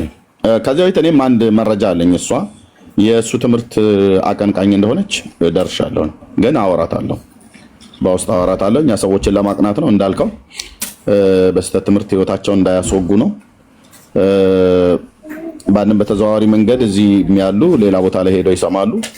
እኛ ሰውን እንግዲህ በየእግሩ ላይ ገመድ አስረን እዚህ አትግቡ እዛ አትግቡ ብለን አንልም። ግን እንደው ለያገኛችሁት ሁሉ አሜን የምትሉ እህቶችና ወንድሞች ቆም በሉ ወገኖች፣ ቆም በሉ። ኦኬ።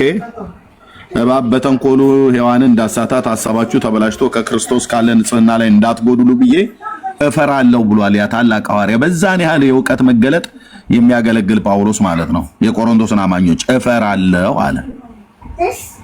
ኦኬ። እባብ በተንኮሉ ሔዋንን እንዳሳታት እና ተጠንቀቁ ብሎ ተናግሯል። ስለዚህ ለራሳችሁ ቆም ብላችሁ አስቡ ለማለት ነው። ቴንክ ዩ ሜላ። እሺ ወንድማችን እሺ እንዴት ናችሁ ወንድሞቼ? ጸጋና ሰላም ይብዛላችሁ። እኔም ቅድም ያው አንተም ከመግባት በፊት ሜላም እያወራ እሷም የሱን ንግግር አንዳንዴ ያላለውንም በማለት ውስጥ ነበረች። ከወጣችሁም በኋላ እንደዛው ሜላ ያላለውን ነው።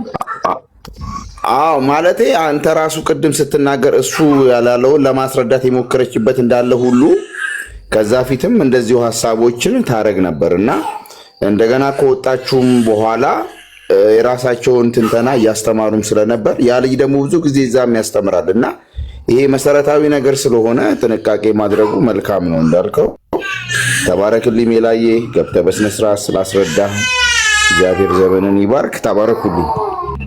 ቴንክ ዩ። እሺ አይ እነግራታለን እኛ በውስጥ ከዛስ በኋላ ብላ የምትልና በዚሁ አመፃ የምትቀጥል ከሆነ እሺ ወርቅዬ፣ እሺ አላየሽም ነበር።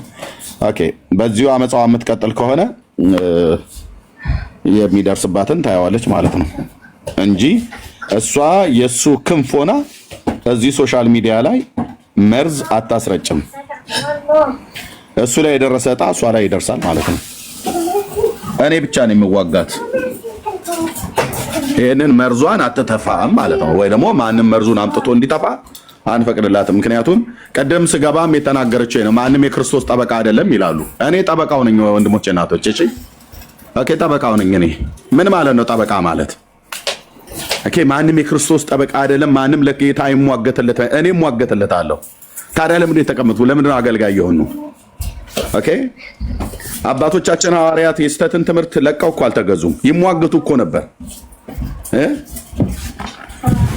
በኢየሩሳሌም የመጀመሪያ የኢየሩሳሌም ጉባኤ የተደረገበት የሐዋርያት ሥራ መጽሐፍ ምዕራፍ 15 ላይ እንዴ ምን አገባቸው ነበር ታዲያ? እንደዛማ ከተባለ በርናባስና ጳውሎስ በአንድ ወገን ሆነው እነዛ በሌላ ወገን ሆነው የሙሴን ሕግ ካልተገረዙ ሰው አይድንም ብሎ የሚል ኑፋቄ ትምህርት ሲያስገቡ ብዙ ጥልና ክርክር በሆነ ጊዜ ይላል ጳውሎስ ተጣልቷል ማለት ነው። ጳውሎስ በጽድቅ ጉዳይ ከሆነ አንጣምማለሁ አንሻፍፋለሁ ብለህ ስትል እንጣላለን።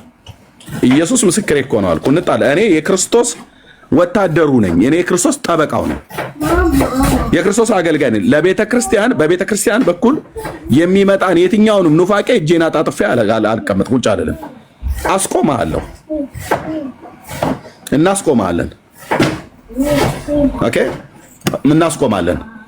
እናንተ ዝም በሉ ጠበቃ ስላይደላችሁ እኛ የፈለገውን መርዝ እንርጭ ነው። አጥረጭም ማንም ሴትም ይሁን ወንድ ማለት ነው። እንኳን እሷ አይደለችም ኃይሉ ዮሐንስ እንኳን ራሱ እንኳን ያውቃል ምን ያህል ቅጥቀጣ እንደደረሰበት ማለት ነው። አሁን እንደገና ደግሞ ተነስቶ ሊያንሰራራ ፈልጎ ከሆነ ኦኬ እሱንም ቢሆን እናያለን ማለት ነው። ስለዚህ ራሳችሁን ጠብቁ። አንድ ነገር በሚባል ሳለ ማንም ለክርስቶስ ጠበቃው አይደለም፣ እናንተ ኢየሱስ ተሟጋች አይደላችሁም ብለው ይላሉ። በደንብ ነው እንጂ የምሟገተው። ወታደር ነኝ፣ የወታደርን ስራ ነው የምሰራው። ወታደር ደግሞ ጠባቂ ነው። ማንም የምንጠብቀው የክርስቶስን ቤተክርስቲያን። እናንተም ጳጳሳት አድርጎ ለሾመበት ለመንጋውና ለራሳችሁ ተጠንቀቁ ብሏል። እናም ጠብቁ ብሏል። ተጠንቀቁ ብቻ ሳይሆን ጠብቁ ብሏል። አትበላም የእግዚአብሔርን ሕዝብ እያልን ነው ወይ ደግሞ አይበሉም የእግዚአብሔርን ሕዝብ። ይሄን ሲሪየስ ነው የምንቃወም። ሲሪየስ ገድላት ድርሳናትን የምንቃወመውን ያህል በእነሱ ውስጥ ያለ የስህተት ትምህርትን በኦርቶዶክስ ውስጥ ያለው የስህተት ትምህርትን የምንቃወመውን ያህል ይህንንማ ካልተቃወምን ሜላ እኔ እናንተ አገልጋዮች አይደለንም ማለት ነው። አንለቃቸውም። ጴንጤ ሁን፣ ኦርቶዶክስ ሁን፣ ተሐድሶ ሁን፣ ይሁዲ ሁን፣ ማንም ሁን በመጽሐፍ ቅዱስ ላይ ተነስተህ በአምላካችን ላይ ተነስተህ በነገረ ድነት ላይ ተነስተህ በነገረ ክርስቶስ ላይ ተነስተህ ኦኬ በነገረ ሰው ላይ ተነስተህ መጽሐፍ ቅዱስ የማያስተምረውን ሐዋርያቱ ያላስተማሩትን ጌታችን ያላስተማረውን ትምህርት እንግዳ ነገር አመጣለሁ ብለህ ብትል ሃሌሉያ ጌታ ይመስገን አንልህም። ጉሮሮ ላይ ቆመን እንጠይቃለን ገብተን ማለት ነው። በየትኛውም ቤት ክፈቱ ገብተን እንጠይቃቸዋለን። አለቅ የተደበሰበሰ ነገር እንደዚህ አይሰራም። ወንድም ማለት ኦኬ። በእውነተኛ በእግዚአብሔር ጽድቅ እውቀት ነው ሰዎች ማድረግ ያለባቸው። ከኛ በፊት ክርስቲያን እኮ አለ እኮ። የክርስቶስ ቤተክርስቲያን ታሪክ አላት፣ መጽሐፍ ቅዱስ አላት። ኦኬ ኤድሚ ያ ወርቅዬ ሰላም ላንተ ይሁን። እንዴት አመሸሽ? እግዚአብሔር ይመስገን ደህና ነኝ። ከመጀመሪያ ስለምን እንዳወራችሁ አላውቅም፣ ግን አሁን አጋጣሚ ስገባ እኔም ኮንሰርን ያደረገኝን ነገር ነበር ስታወሩ የነበረውና ነብዩ ነባ የሚባል ልጅ አለ። እሷ ቤት ያገለግላል፣ እሷም እሱ ቤት ትመጣለች ማለት ነው። እና እኔ የተወሰነ ጊዜ ትምህርቱን እያዳመጥኩት ነበረ እና ስዊት ነገር ነው ሲያወራ፣ በጣም ደስ ይላል። ብዙ እውነት ነገር አለው። ነገር ግን በደንብ ፎከስ ካደረከው ብዙ ስህተት ትምህርቶች እንዳለው ልክ የኃይሉ ዮሐንስ ትምህርትን ነበረ። ይህ ልጅ ትምህርቱ እንደዛ ይመስላል እያልኩ ሳስብ አንዴ ኃይሉ ዮሐንስ ገብቶ እንትን ሲለው ኢንከሪጅ ሲያደርገው አየሁኝ ማለት ነው። ከዛ የኮኪ ነገር ግራ አጋባኝ ማለት ነው። እና አንዴ ትምህርቱ ላይ እንደውም ኤቭሪባዲ ጸድቋል፣ ኢየሱስ ክርስቶስ ጌታ ነው፣ እግዚአብሔር ልጅ ነው እስካለ ድኗል። ኦኒጀሰስም ይሁን ኦርቶዶክስም ምንም። ምክንያቱም እኛ ጌታን ስንቀበል ሁሉን ነገር አውቀን አይደለም አምነን ነው። አንደርስታንዲንጋቸው ነው እንጂ የተለያየው። ኢየሱስ ጌታ ነው ካለ ማንም ሰው ይተናል። በቃ ታዩ የነሱ መርዝ እዚህኛ እናወራም። that's what he teach እንደዛ ልነግርህ አይ ነው እንደዛ እያሉ ያስተምሩ ነበርና እኔ ኮኪ ብዙ ሰው ስለሚከተላት ብዙ እየተከተላት ያለው ጤነኛ ትምህርት ላይ ትካፈላለችን ብሎ ስለሚያምን ነው። ይሄ ኮንሰርን ሪል ነው ልፈልጌ ነው። ኦኬ ቴንክ ዩ። አይ ከዚህ በኋላ እንከታተላታለን። ሚዲያ ላይ ስትገባ አሉ ወንድሞች በደንብ ሪከርድ አድርገው ያመጣሉ። ግን አስቀድመን በውስጥ አወራታለሁ እኔ ማለት ነው። ባረክልኝ እድሜ ልነግርህ ነው የገባሁት። እኛ ጋር ኦልሞስት መሽቷል። ስለነበር ነው ዛሬ ሰው ያላስተኛን። ተባረክልኝ። አሸነፋችሁ እኮ አሸነፉ። ተባረክልኝ እና ቴንኪው ወርቄ፣ ተባረኪ። ሰላም ደሪ፣ ጸጋ ያብዛልሽ። እሺ ህይወትዬ፣ ወይ እድሜዬ እንዴት ዋልክ? ጌታ ይመስገን አለው። ጌታ ይባረክ። እንዴት ነሽ? አለሁልህ እግዚአብሔር ይመስገን። አንድ ነገር ልል ነው ማለት ልጅቷ የምታምንበትን ነው ታውቃለህ። ሜሎስ ደጋግሞ ጠይቋታል። ይሄን ትምህርት ታምኝበታለሽ ወይ ስል የእሷን መልስ አትመልስም፣ ግን ልጁ የተናገረውን እንደዚህ ነው ያለው ብላ ነው የምትናገረው ማለት ነው። እና የምታምንበትን ነው። መጨረሻ ላይም ልኬልሃለሁ፣ የተወሰነውን ቀርቼ ልኬልሃለሁ። ያ ትምህርቱን እንቀጥልበታለን። እኛ ያመንነውን ነው ይዘን የምንሄደው። አውቃለሁ ስላለን አይደለም። በእውቀት ስማው የተናገረችውን ንግግር ማለት ነው። ዋትሳፕ ላይ ልኬልሃለሁ። እና የምታምንበት ስለሆነ ነው የእሷ ያንን ትምህርት በቤቷም እያስተማረች ያለችው ማለት ነው። እና መርዝ ነው። እኔ በህይወት ዘመኔ ሰምቼ የማላውቀው በጌታ በጣም ረጅም ጊዜ ሰምቼ የማላውቀውን ትምህርት ነው የሰማሁት ማለት ነው። እና አናግራታለሁ ብለሃል፣ በውስጥ አናግራት። ካልሆነ ግን እውነት ይሄ መርዝ የሆነ ትምህርት ነው። የምትሄድበት የምታገለግልበት ቸርች የት እንደሆነ ፓስተሮቿ ራሱ ቢጠየቁ እኔ ደስ ነው የሚለኝ። ቴንክ ዩ የትዬ እንኳንም ላክሽልኝ ቪዲዮን። እሺ 9 ደቂቃ ከ36 ሰከንድ ይቀዳሸዋል። አየዋለሁኝ። ቆንጆ። እንደውም እንኳንም ቀዳሽ እንደዚህ። አይ እንደምታምንበትማ እኮ ራሱ እኮ ያስታውቃል። ገና አምንበታለሁ ብላ ካለች ምን ሊደርስባት እንደሚችል ስለምታውቅ ነው የሚያድበሰብሱት ማለት ነው። አይታችሁ ከሆነ የእሱን ትምህርት ያስተማሩ ሰዎች አንደኛ ቸርቻቸውን አይናገሩም፣ ማንነታቸውን አይገልጡም። ሁለተኛ ትምህርቱን አምንበታለሁም ብለውም ፊት ለፊት አይጋፈጡም። ጥቂቶች ናቸው። አሁን ቅድም እንደገባው ሰውዬ አላፍርበትም በሱ ትምህርት ብሎ አለ። ቸርች አለው ብለን ስንለው ቸርች የለኝም ብሎ አለ። በመጀመሪያ አልናገርም አለ። በቸርች መኖሩ አፈረ። በቸርች የማያፍሩትን ያህል በሱ ትምህርት አያፍሩም። በቸርች ያፍራሉ፣ በሱ ትምህርት ግን አያፍሩም። እና አሉ በጣም ርዝራዦች ማለት ነው ማዕከላችን የበቀሉ ከዚህም የሚቀርሙ እዚህ ውስጥም አላችሁ። እዚህ አሁን እዚህ የምትከተሉ ማለት ነው። ፎሎም ታሩ ቀደም አሁን ሜላ በውስጥ ስለሚልክልኝ አያለሁኝ። ያገናኘኝ አልኩሽ እህቴ። ኦኬ እዛም ሄዳችሁ እናንተ ሃሌሉያ፣ እዚህ መታችሁ ሃሌሉያ ነው የምትሉት አይደል? እርግጥ ነው ከዚህ ቤት በመቅረታችሁ ምንም የሚቀርባችሁ የለም። ግን እዚህ መታችሁ ግን እንደ ድግስ ቤት ማማሰያ እዛም እየገባችሁ እያጠቀሳችሁ እዚህም እያመጣ እያጠቀሰህ በጌታ ወንድሜ ነህ እህቴ ነህ ብለህ አትልም። ሚናህን ትለያለህ። ነገረ ክርስቶስ ላይ የተበከለ አጋንንታዊ ትምህርት ነው ኃይሉ ዮሐንስ የሚያስተምረው። አጋንንታዊ ትምህርት የእግዚአብሔር ልጅነትና የእኛ ልጅነት አንድ ነው ብሎ የሚል ማለት ነው። ኦኬ ኢየሱስ የእግዚአብሔር ልጅ በተባለበት ነው እኔም የእግዚአብሔር ልጅ የተባልኩት ብሎ የሚል ጠማማና አጋንንታዊ ትምህርት ማለት ነው። ከዚህ የበለጠ ትምህርት የለም ብራዘር። ኢየሱስ የእግዚአብሔር ልጅ በተባለበት እኛ አልተባልንም። እንደውም ቀድሞዋለሁ እኮ ቅድም ሲል የነበረው ኢየሱስ የእግዚአብሔር ልጅ ከመሆኑ በፊት እኔ ነኝ የምቀድመው የእግዚአብሔር ልጅ በመሆን አለ። አየኸው፣ ከዘላለም ነበርኩ እኮ ማለቱ ነው ይሄ። ኦኬ ዋች በደንብ ነው ትኩረት የምናደርገው። እንደዚህ ሲያወሩ ሲቀላምዱ ካገኛችሁ ሪካርድ አድርጉና ላኩልን። ኦኬ ሪካርድ አድርጉና ላኩልን። ቴንክ ዩ ተባረክ ህይወትዬ፣ ጸጋ ይብዛልሽ። ዜዶ የጠፋ ሰው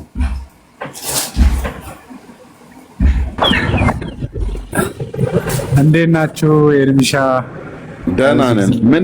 ምንድን ነው ሜሊ አገራማ ነው እንዴ? ውጭ ያለ መስሎኝ ህንጻ መስሎኝ ነበር። ግድግዳ ነው ከኋላ ያለው። ግድግዳ ነው። ውጭ ነው ያለሁት እኮ ውጭ ሀገር ሳይሆን ውጭ ነው። ሌሊት አይደል እንዴ? ወፎቹ ሁሉ እኮ አልተኙም። ምንድነው ነገሩ? ስንት ሰዓት ነው? ለ10 ምናምን ጉዳይ ያደርገናል።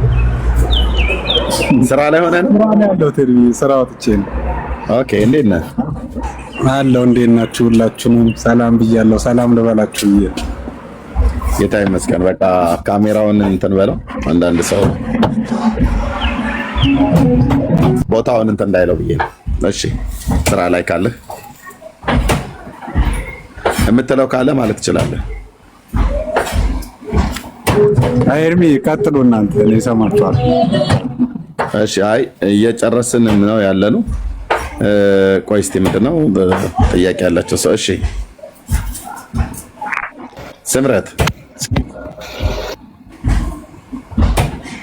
ስምረት ወንድሞች እንዴት ነሽ?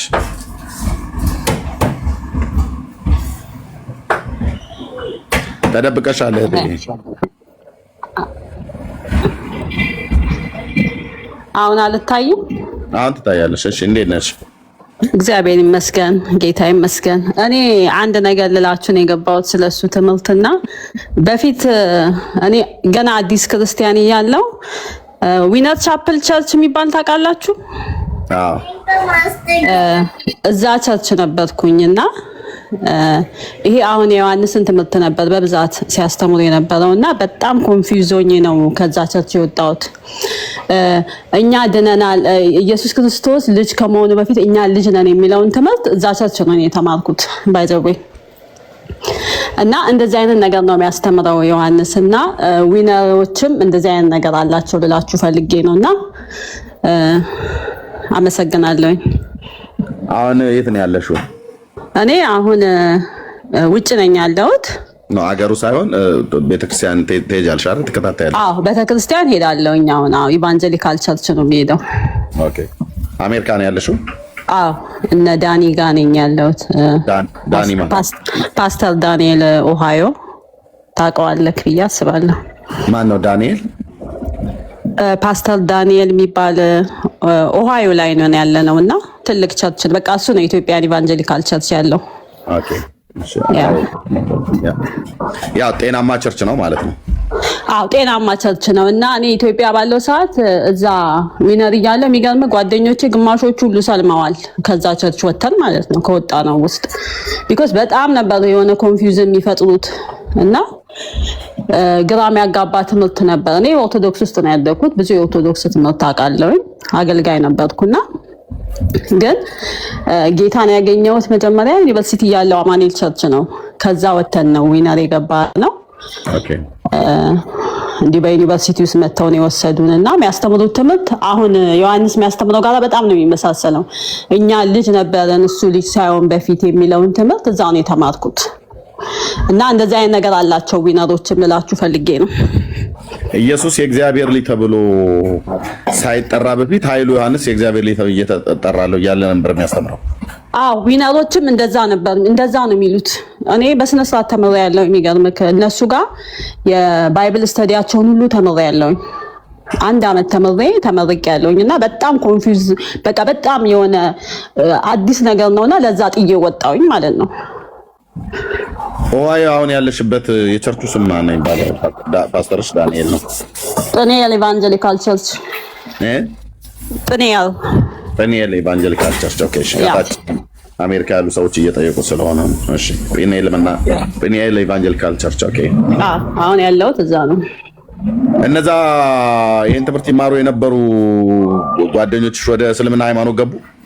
ወደ እስልምና አብረን እዛ ጵኒኤል የሚያገለግሉ ዘማሪዎች በጣም በቃ ተሰጥተው ይዘምራሉ ያገለግላሉ የሚባሉ ልጆች ሁሉ ሰለሙ። የሚገርምክ ነገር ለምን ኮንፊውዝድ ሆኖ በኃይሉ ዮሐንስ ትምህርት?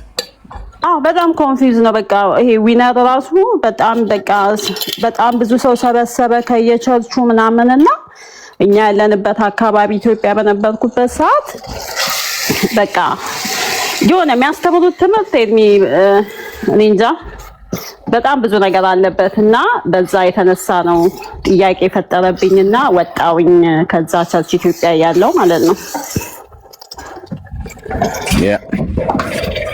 እና ብዙ ቸርቾች እንደዚህ ችግር ያለባቸው። በረከትን ታውቂው ነበር አይደለ? በረከት ማን ነው? ከሱ ጋር አውቀዋለሁኝ። የት ነው ያለው እሱ ሰው? አሁን ነው የት እንዳለ አላውቅም፣ ግን ሲያስተምር አውቅ ነበረ። እና አሁን ዊነር ራሱ እኛ የነበርንበት አካባቢ በቃ ተከታያቸው ምናምን አሁን ብዙ ተከታይ የላቸውም። በቃ ተነቅቶባቸው ማለት ነው። ትምህርታቸው ጥሩ አይደለም። እግዚአብሔር ነው የበተናቸው ሐሰተኞችን። እንደዚህ እግዚአብሔር ሲበትን ጻድቅ ነው። ቸርች ሆኖ ቢነቅልህ ራሱ እግዚአብሔር ጻድቅ ነው ብዬ የምለው በእውነት ለጌታዬ ጭብጨባና እልልታ ነው የማሰማው። እና ብዙ ትምህርታቸው ብዙ ስለ ይሄ ምንድነው ስለመበልጸግ በቃ አላለ የእግዚአብሔሩን ነገር ትተክ ስለ ምድሩ ነገር ነበር። ብዙ ነገር አለው። ብቻ ዊነርንም ብታዩት ጥሩ ነው ብዬ ነው። እሺ ቴንክ ዩ እህታችን። እሺ እምዬ ቴንክ ዩ። እግዚአብሔር ጻድቅ ነው። እንደዚህ ነው የአመፀኞችን ድንኳን የሚነቅለው ማለት ነው። የሐሰት ትምህርት ላይ የቆመ ቤተክርስቲያን ሙሉ ወንጌሉን መሰረት ክርስቶስ ኦርቶዶክስን ካቶሊክ እግዚአብሔር ጉዳዩ አይደለም አልኩ። ስምህን አይፈራውም። ኦኬ ስምህን አይፈራውም። ዊነር ሁን ማንም የፈለገ ስም ያዝ። ትውልድን እያሳትክ እግዚአብሔር ዝም አይልህም። ትውልድን ያስጥላል፣ ያስመልጣል። አሁን እንግዲህ ያሳዝናል። ወደ እስልምና ሃይማኖት እንደዚህ የገቡ ማለት ነው። በዚህ ትምህርት ግራ ተጋብተው ለዚህ ትምህርት አሜን የምትሉ የወንጌላውያን አማኞች ታሳዝኑኛላችሁ። እሺ ሜላይ እሱ ብቻ አሁን ወደ እስልምና ገቡ ስትል አንድ ነገር ልናገር። በጣም በተለይ ወጣቶች በጣም ብዙ ወጣቶች ራሳቸውን አጥፍተዋል። እኔ ታውቃለህ አይደል ኤርሚያስ ኪሮስ የሚባል አንድ አገልጋይ ይገባ ነበር። እሱ ካውንስለር ነው፣ ሳይኮሎጂስት ነው። የራሱ የሆነ ትልቅ ተቋም አለው ፍካት የሚባልና ካውንስል ያደርጋል ሰዎችን ማለት ነው። እና በእነሱ ትምህርት በጣም ዲፕሬሽን ውስጥ የገቡ ምክንያቱም የሚነገራቸውና የሚሆኑት ነገር የተለያየ ስለሆነ ዲፕሬሽን ውስጥ ገብተው እሱ ካውንስል የሚያደርጋቸው ብዙ ወጣቶች አሉ። ለዛም ደግሞ ራሳቸውን ያጠፉ ወጣቶች አሉ። በነገራችን ላይ ይሄ ነገር አፍሪካ ውስጥ ያመጣውን ተጽዕኖ ትላልቅ እንትኖች ጆርናሎች ጥናት አድርገውበታል ማለት ነው። እና ምን ያህል ኢምፓክት እንዳለው ወጣቱ ላይ በተለይ በአፍሪካ ደረጃ የአፍሪካን ወጣቶች እንዴት እንደጎዳ የነሱ ትምህርትና እንቅስቃሴ በጣም የተሰሩ ሪሰርቾች አሉ በዚህ ጉዳይ ላይ ማለት ነው። እና ትምህርቱ ልክ ስላልሆነ አሁን ዝም ብላችሁ ተመልከቱት። ኃይሉ ዮሐንስ ቤት አብዛኛው ጊዜ የሚገባው ማን ነው ከተባለ ሙስሊሞች ናቸው የሚገቡት። በጣም ብዙ ጊዜ ነው የሚገቡት ማለት ነው። እና በቃ ትምህርቱ በመንፈሳዊውም በስጋዊውም እንትን የለውም፣ ጥቅም የለውም። በጣም ነው የሚጎዳው። እንደውም አንድ ቀን በደንብ በዚህ ጉዳይ ላይ በደንብ እንገባበታለን። ይሄን ለማለት ነው። ቴንክ ዩ ሜላይ። እኔ አንድ ስሙን አሁን የማልጠቅሰው ሰው ግን በጣም ብናገር የምታውቁትም ሰው በውስጥ ደውሎ አሁን ቀደም ስሙን የጠራሁትን ሰው የት ነው ያለው ብለህ እስኪ ጠይቀው ብሎ አለኝ። እኔም ይሄው ላለሁኝ ኃይሉ ዮሐንስን ስታገኙት በረከት የሚባለው አብሮት ይቀርብ የነበረው ሰውዬ የት ነው ያለው ብላችሁ ጠይቁት። ኦኬ ያ እግዚአብሔር ሰው ለኔ የነገረኝ ነገር አለ። የእነሱን ትምህርት የተከተሉ ሰዎች ሜንታል ሆነው ቀርተዋል ቤት ውስጥ። እና ያ ሰው ሲነግረኝ እርግጠኛ የሆነበትን ነገር ነው የነገረኝ። የት ነው ያለው? ከኃይሉ ዮሐንስ ጋራ አብሮ ሲያገለግል የነበረ ያ በረከት የሚባለው ሰው የት ነው ያለው? ለምን ጠፋ? ሶሻል ሚዲያ ላይ አገልግሎቱን ጨርሶ ወደ አምላክነት ተቀይሮ ነው ወይስ ምን ሆኖ ነው? ታሞ ነው? አብዶ ነው? ወይስ ሞቶ ነው? ወይስ ምንድን ነው? መጠየቅ አለበት፣ መጠየቅ አለበት። ኃይሌ የሚባለው ሰው አሜሪካ ሀገር ነው ያለው። ያኔ ልክ እሱ እንደወጥቶ እሱም ልክ እንደሚለው ይል ነበር። መንፈሳዊ አባቴ እያለ እንደውም ይጠራዋል። ከዛ ደግሞ የሆነ ጊዜ ላይ ደግሞ ትንቢት ምናምን ነገር ብሎ በሚል ደግሞ ጀምሮ ነበር። የት ነው ያሉት? ትምህርታቸው የት አደረሳቸው? ያ የእግዚአብሔር ሰው የነገረኝ ነገር ስላለ ማለት ነው። ወንድሞች እናቶች፣ ጥያቄ እኔ ጭሮብኛል። በረከት ካለ ወጥቶ አለው ሰላም ነኝ ትምህርቱ ስህተት ስለሆነ የኃይሉን ትምህርት አልከተልም ብዬ ስራ ላይ ተጠምጄ ነው ወይ ደግሞ በኑሮ ቢዚ ሆኜ ነው ብሎ ይበል እስኪ።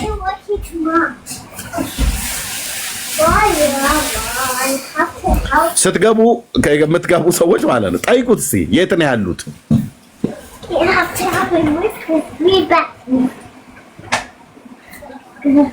ኦኬ ለዚህ ነው የኃይሉ ዮሐንስን ትምህርት የሰማ ሰው እስላም የሚሆነው ለዚህ ነው ማለት ነው። ቤት በከፈተ ሰዓት ላይ ሜላ እንዳለው እስላሞች እሱ ቤት የሚደረደሩት ለዚህ ነው ማለት ነው። እዛ ቁጭ ብለው ይለቅማሉ። ከእስላሞችም ጋር ገብቶ ስለ ክርስቶስ ኢየሱስ ምን እንደተናገረ ሰምተናል። እንዳትበሉ፣ ህይወታችሁ እንዳታስበሉ። እንደዚህ አይነት ቤት በሚከፍት ሰዓት ላይ ራሱ እንኳን ሄደን ምን እንደሚሉ ጉዳቸው እንስማ ብላችሁ ሄዳችሁ እዛ ቁጭ ብላችሁ አትመሰጉ። ከምትሰሙት ተጠበቁ ብሏል ጌታ።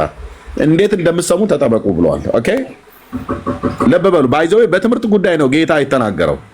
3 ዓመት ሙሉ ያስተማራቸውን ሐዋርያትን ከፈሪሳውያን እርሾ ተጠበቁ ነው ብሎ ያላቸው። እነሱ ስለሚበላ ነገር ሲያወሩ እርሾ ብሎ የሚለው ነገር ግን የትምህርት ጉዳይ እንደሆነ በኋላ ላይ ነው የገባቸው። ስለ ፈሪሳውያን ትምህርት ነው። ምክንያቱስ 3 ዓመት ሙሉ ጌታ ኢየሱስ ክርስቶስ አስተምሯቸው እነ ጴጥሮስ እንዴት እንደሚሰሙ ካልተጠበቁ በፈሪሳውያን እርሾ ማለት በስህተት ትምህርት ይወሰዳል። ሰው በሚሰማው ነገር እንደሚወሰድ ስለሚያውቅ ነው ጌታ ተጠበቁ፣ ተጠንቀቁ ያለው ማለት ነው።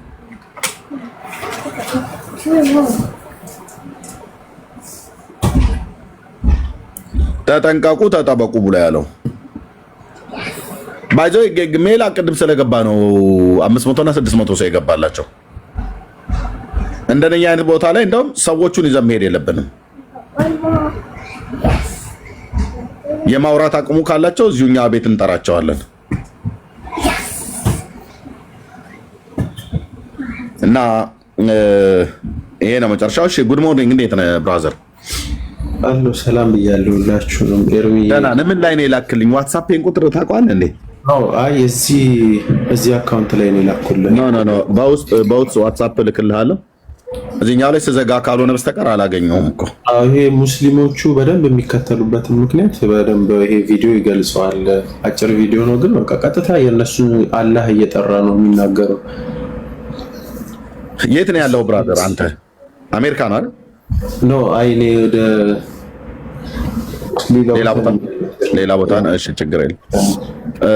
የዋትስአፕ ቁጥሩን ልልክልህ ነበር። ይሄ እሺ ካላክልኝ እልክልሃለሁ። እሱን ቪዲዮዎች አብዛኛዎቹ አሉና እልክልሃለሁ።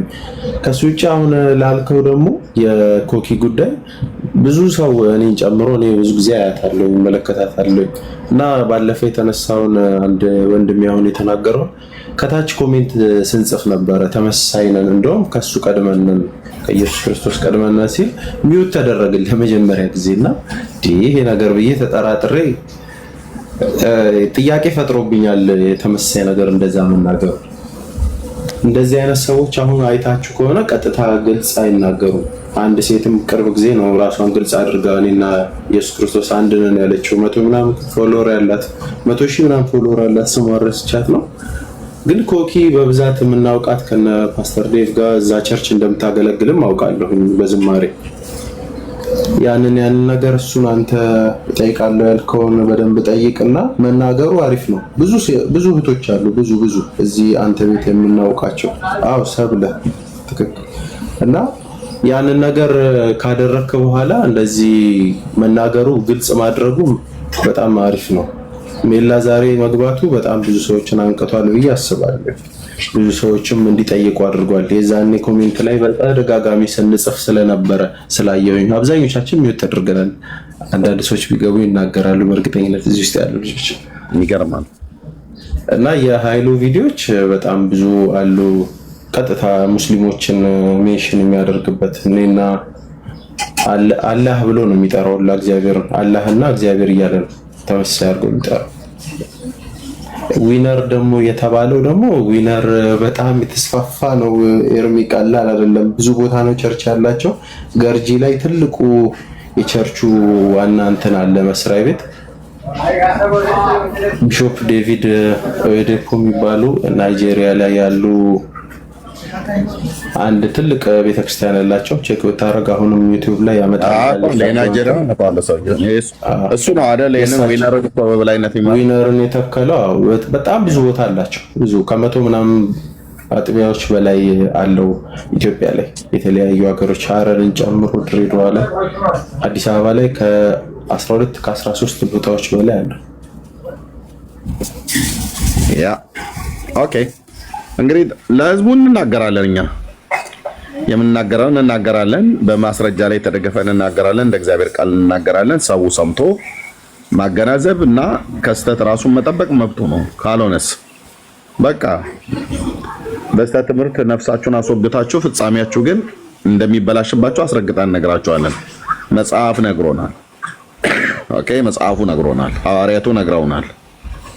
ኦኬ፣ አንዳንዶች የአጋንንትን ትምህርት እያደመጡ ሃይማኖትን ይክዳሉ ብሎ ያለው ይሄው ነው እኮ። አጋንንት ትምህርት አላቸው። ኦኬ፣ አጋንንት ትምህርት ሲኖራቸው አስተማሪዎችም አሏቸው ማለት ነው። ኦኬ አዎ ሚካኤል አይ የእናንተን ገደል እኮ ገደል እንደከተቱ ነው ማለት እኮ ነው። ገደል እንደከተቱ ነው። አየህ እኛ ቤት ላይ እንደዚህ ረገጥ አድርገን ነው የምናስተምረው። የእናንተን ይህንን ጥምጣማም ቄስ ሁሉ የጻፈውን ገድል መጽሐፍ ላታነሱት፣ ለዘላለም ላታነሱት ነው ያንኮታኮት ነው። አንድ ሰው ደፍሮ ገድል፣ ድርሳን፣ ታምር ብለህ ሶሻል ሚዲያ ላይ ስንክሳር ብለህ ሶሻል ሚዲያ ላይ አንድ መጽሐፍ አጠራም። ጠዋት ዝንብህን እያልክ ፀሐይ እየሞቅ ቡናህን እየጠጣህ ጠላህንም እየጠጣህ እዛው አንብበህ ትመጣለህ። እዚህ ግን መተህ ዛሬ እመቤቴ ዓመቷ የሆነችበት በዚች ቀን እንዲህ አለችበት ብለህ ስትከፍት እንመጣለን እኛ ቤት ማለት ነው። እና ቁም ስቅልህን እናሳያለን በራስ መጽሐፍ። ለዚህ ነው አሁን ኦርቶዶክሳውያን አፍ የላችሁም።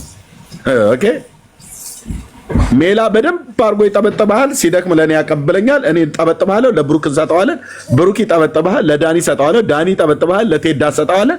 እንደዚህ አድርገን የተፈጠርክበትን ቀን ትጠለዋለህ። በራስ መጽሐፍት የማታውቋቸው መጽሐፍቶቻችሁን እንዘረግፋለን። ለዚህ ነው ገድላት ድርሳናቱን ገደል እንደከተትናቸው አሁንም እዚህ እኛ ቤት ሆነው የወንጌል አማኞች ነን ብለው ለሚሉ ለሐሰተኞች እንዴት እንደማንተኛ እዩ። አቋማችን ጽኑ ነው። አዎ ስለዚህ አሁን አርፈህ ነው ቁጭ ማለት ያለብህ። ገድል ድርሳን ላይ ከምንጠልጠል እዚህ ላይ ምሰራ አለከ በደንብ ነው። ሁለቱም ላይ ነው የምንሰራው። ሁለቱም ላይ ሰይፋችን የተሰነገለ ነው፣ በሁለት ወገን የተሳለ እሱም የእግዚአብሔር ቃል ነው። ጴንጤ ቤት ያለ ስህተት ጴንጤ ነን ብለን አድበስብሰን አንተው ብራዘር ኦኬ እንደ ድመት አይነ ምድር ስህተት አንቀብርም። ስህተተኛውን ሰው ንስሐ እንዲገባ ስህተቱን በእግዚአብሔር ቃል መስጠት በደንብ አጉልተን እናሳያለን። በቻልነው አቅም እኛ ካቃተን ደግሞ ከኛ በላይ የተሻለ መረዳትና እውቀት ያላቸው ወንድሞች ያሳዩታል። ኦኬ ሰውን ወደ ጽድቅ ጎዳና መመለስ ነው፣ ወደ ጽድቅ ትምህርት መመለስ ነው። ኦኬ አንድ ኦርቶዶክስ እናቱ የወለደችው ኦርቶዶክስ ሲገድል ድርሳን ብሎ ወጥቶ ሶሻል ሚዲያ ላይ እስኪ ቤት ከፍቶ ያውራ። እንመጣለን። እኔ ተጠራርተን ተደዋውለን እንመጣለን። እኔም ሜላም ሌሎችም ወንድሞቼ ተጠራርተን ናዳ ቴዳ መጽሐፉን ይዘህ ብሩኬም መጽሐፉን ይዘና ሜላም ና ብለን እንመጣለን። ኦኬ ነዲድ እሳት ይበዛብሃል አልኩ። አንተ አይደለም ሊቃውንት እንኳን አያስጥሉትም። አባቶቻችሁ ተሰብስበው ስብሰባ ላይ የሊቃውንት ጉባኤ ስብሰባ ላይ ተሰብስበው የሚያደርጉት መላቅጡ ጠፍቷቸው ባለመስማማት የተለያያችሁት። ባጭሩ ግን ያው መጽሐፍቶቻችን ጥራት ይጎላቸዋል ነው ብለው ያሉት። ጥራት የጎደለህን መጽሐፍ ጠዋት አንተ ዝንብህን እሺ እያልክ ታነባዋለህ። ሚካኤል ክፈት እስኪ ቤት ገድል ድርሳን ብለህ በእውነት አንተ እናት ወልዳለች። ክፈት እስኪ ዛሬ በእውነቱ የዓመቱ ቅዱስ ሚካኤል ነው ብለህ ሲክፈት፣ የሐምሌ ሥላሴ ነው ብለህ ሲክፈት። አሁን ሐምሌ ሥላሴ ይመጣ የለ ክፈት ካላለፈ የነሐሴ ተክለ ሃይማኖት የአባታችን የአቡነ ተክለ ሃይማኖት እስኪ ብለህ ክፈት ቤት እና ገስቱ ላይ ሚዩት የሚያደርጉትን ሰዎች ታቆሙና እኛ እንመጣለን። ያንን ቅዘን የሚያወራውን መጽሐፍህን ቤቱ ቅዘን በቅዘን ይሆናል ማለት ነው። ከዚህ ያለፈ ምን አላችሁ ደግሞ እናንተ? አሁን ደግሞ ያው ኦርቶዶክሳውያን ተው። ኦኬ ይኸው እኮ አባትህ ምን እንዳሉ ታውቃለህ? ማታ ብፁዕ አቡነ አብርሃም አንተ 4 ዓመት ሙሉ የደከምከው ጴንጤን ለሁለት እንከፍላለን ብለህ ነበር። ወገባ ገዳህን እኮ ከፈልኑ ብራዘር። አንተ እንደዛ ብለህ ነበር አይደል ያልከው? አባትህ ምን እንዳሉ ላሰማህ። አባትህ ምን እንዳሉ ላሰማህ ወንድም አለ። እናንተ ወይ አትሰብኩ ወይ አታስተምሩ። አንዱ የረባ ስራ እንኳን አሰቡ። ምንድን ነው ያሉት?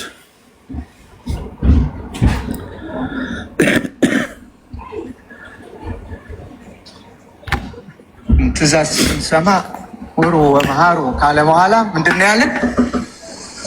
አቤት ምንድን ነው ያሉት አባትህ? ቆይ ለምን ትእዛዝ ስንሰማ ውሩ ወመሃሩ ካለ በኋላ ምንድን ነው ያለን? አቤት ወስብኩ ለማን ወስብኩ ወንጌሉ ለማን? ለኩሉ ፍጥረት ለአሕዛብም አለበት። አሁን ግን አሕዛብን ማስተማሩ ይቅርብ። እንዲህ ስል ምን ማለቱ ነው ልትሉ ትችላላችሁ። መጀመሪያ የእኛ እኮ ወደ አሕዛብነት እየተቀየረብን እኮ ነው፣ እየተጎተተ ነው፣ እየጠፋ ነው። የእናንተ እስቲ እናጽናው። ያንን የሚኮበልለው በስቷል። እየሰማ ነው ሚካኤል? እየሰማ ነው ወይ? መጽሐፉ የሚለው ወደ ዓለም ሁሉ ሄዱ ወንጌል ለፍጥረት ስበኩ ነው። በግዕዙ ነው ያሉት። እናንተ ቤት ግን ስብከት